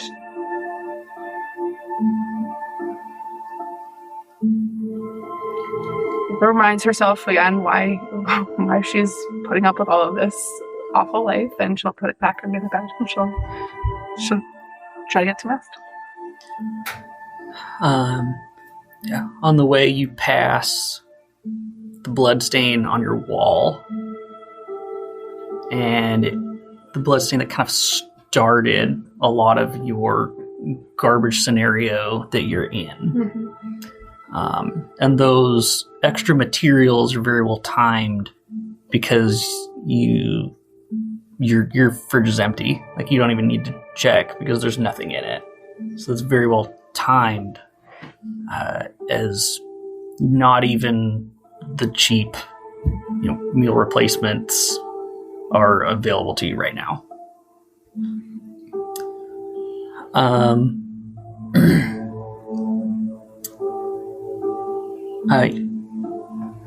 At what point would Dollfour like to let Ro know about the thing at noon? At some point, could I have, sort of noticed that what I thought was a payment taken was actually a payment given? I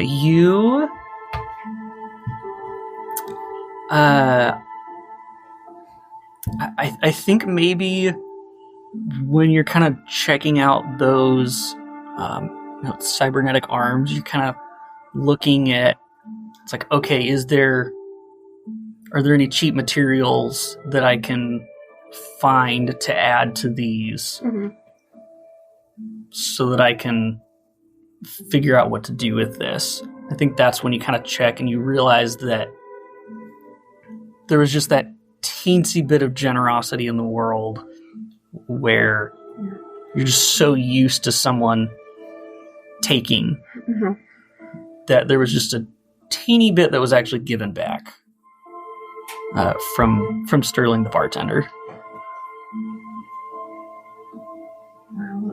Looking at the blood stain and thinking about all the times that the fact that Dollfour hasn't been allowed in the apartment because he keeps wanting to clean up that blood stain. I don't have much, so these awful memories are possessions that I don't want to give up. And most of my sustenance comes from Six just depositing them like a stray cat with a mouse on my doorstep. Just like little bits of unexpected generosity and the worst situation. At what point would Dollfour give Ro the notification of the meeting at noon? Well, the minute Master Oculus walks out of the room, I would immediately send a message at that point. Something along the lines of, like, I have fantastic news for you, Mrs. Aurora. You may get to see your father today. Oculus requests your presence in the courtyard at noon. I'd like to think that I was still holding the pipe. And I drop it. Great. Thanks. Good morning? Good night? Goodbye.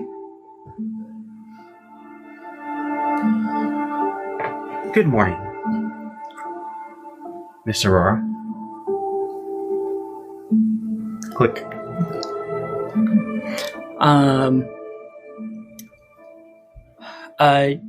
Number 6 also kind of gets the notification of there is a meeting at noon and everyone's attendance is required. It seems that was kind of passed through the entire compound of everyone is required to be in the courtyard at noon. If you guys would like to, let's see. So it is 6 a.m. So you guys have about 6 hours to get there. Especially for Ro, you don't have. I guess you don't. Do you even have? Do you have any risk levels right now? No. Nope. Okay. I haven't done anything. For Dollfour number 6, you're allowed to remove 1 risk level per hour that you rest. Keep track of what you were at though for later. Okay. So if you guys now remember, there are pros to having a higher risk level. but you guys may remove up to, one per hour if you'd like. We worry about that later. Is there anything that you guys would like to specifically do before this thing at noon? If you don't sleep, you will take a level of risk, though. I'm going to get sleep. Okay. Yeah, I'm also going to sleep, and I'm going to remove all my risk, because I have 6. So So you wake up with minutes minutes to spare. Yeah, you did not even shower or eat. This was just for rest. Gotcha. Dollfour does not get rid of all of his risk levels. He'll get rid of only 3 out of the 4. Because once he gets up, kind of redoes his do and his clothes and make sure he looks as perfect as if nothing had ever happened. He will go down to Morse. Okay. And he's going to prepare Morse for a field trip. Morse is awake. He is doing one of the very few things that he's allowed to do. He has some papers in front of him, some pencil, some drawings. And he kind of opens the door and says, well, hello. Good morning, Mr. Morse. Your presence has been requested. Oh. Okay. I'm here to get you ready. Of course. You help him get ready. He's fine. As far as prisoners go, his situation could be worse. I'll have brought, a fresh change of clothes. Whatever passes for, cleansing lotion or soap or whatever futuristic hygiene looks like. I will tidy him up, maybe give him a little bit of a haircut and a shave to make him look a little bit neater, a little bit more presentable, because he is going in front of Master Oculus. And just kind of spend some extra time getting him ready for whatever's about to occur. Nice. You can tell that, the last time that he got any sort of treatment like this was the last time that you did it. To kind of help clean him up. It gets to be almost noon. You guys head out. Number 6, you are just waking up. I'm going to throw on a new shirt. You throw on a new shirt. And you guys get to the courtyard a little bit before noon. Some people may be cutting it a little closer than others. You guys find Hercules, I'm perfectly on time. You get there on time, and you notice that everybody, the 3 or 4 dozen or so canaries that live here have kind of lined up along the edge of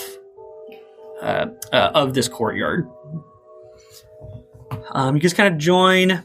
Ro, you are able to clock that Dollfour has brought your father Morse.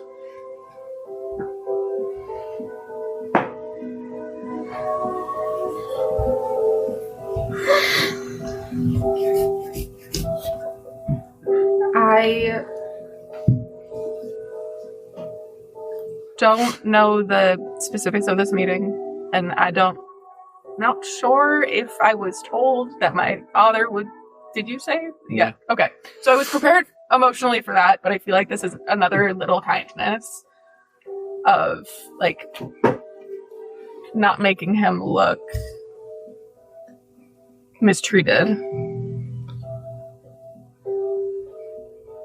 That, yeah. I feel a little less guilty about the situation. You look at Morse. You notice that his hands have never healed properly. I try desperately not to look at anything with his face. Okay.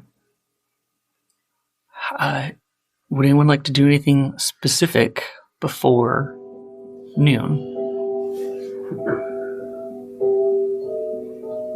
As I look around at the canaries lying in the courtyard, is Kohler amongst them? Kohler is not amongst them.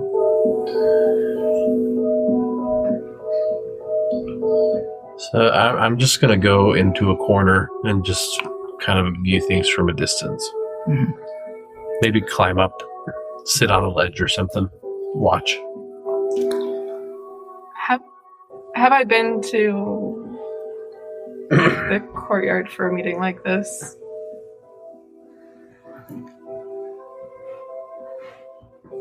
I don't think you have. The other two of you possibly.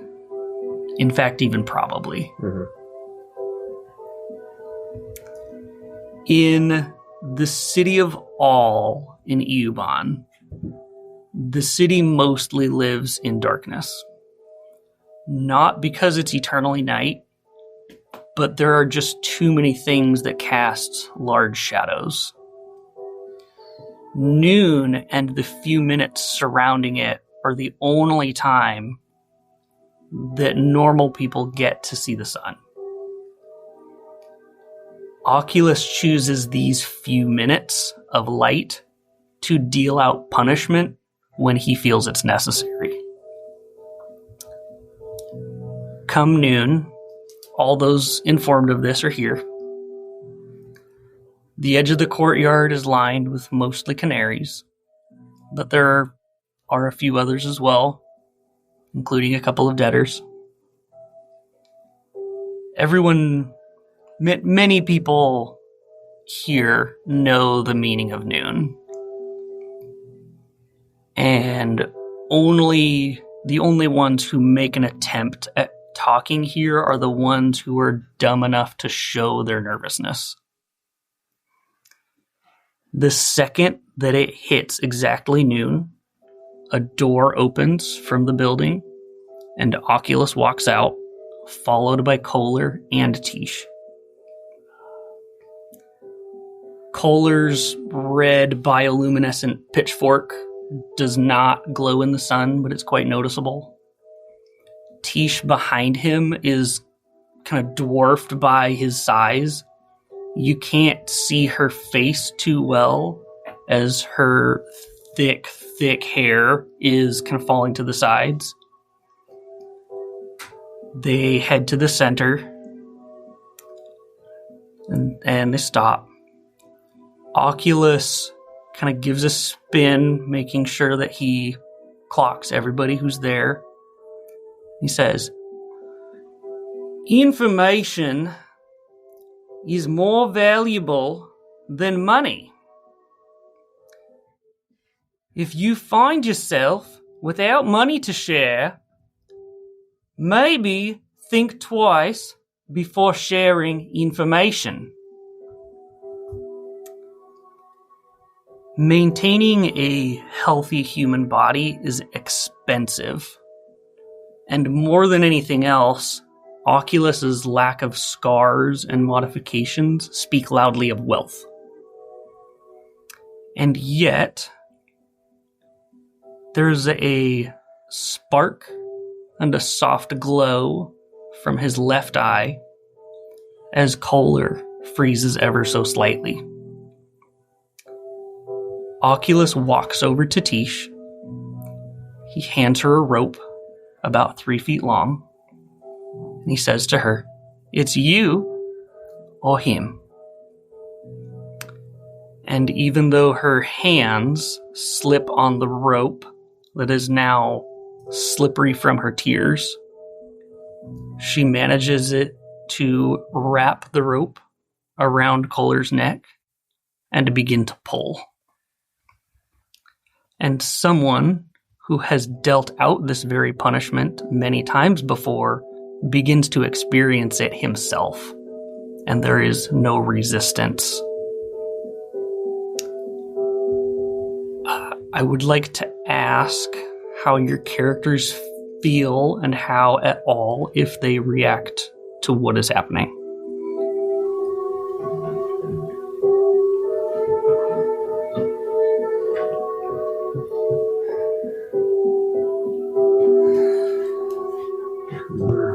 I would imagine that 6, maybe a little indifferent at this point. He's seen this a bunch of times. No real love for Kohler. Doesn't really care. He's not even really paying attention. He knows what's going on.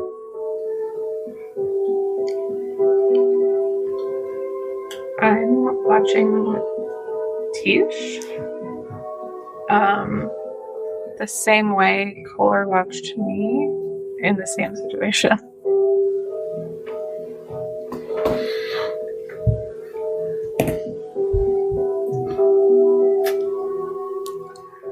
Dollfour, under his programming, feels maybe a moment of pride. He knows that this was a result of their mission, that they were successful, and that this is what Oculus wanted, and what Oculus wants, Dollfour must provide. And so he's thinking mostly about that, and not really even paying attention to the two souls that are really the focal point of this moment. The unfortunate thing about asphyxiation is that it takes much longer than you want.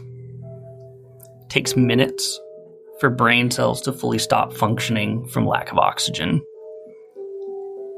The body will convulse violently in the minutes it takes for the heart to stop pumping. Kohler has seen this many times, and he has performed it many times. And now, he can do nothing as it comes back to haunt him. And by the time it's over, the buildings are already casting shadows from the sun that is already behind them. After this is over, Oculus bends down, and you hear, "Congratulations." And through tears, Tish simply says, "On what?" He says, "On joining the Canaries." And we pause our adventure there today.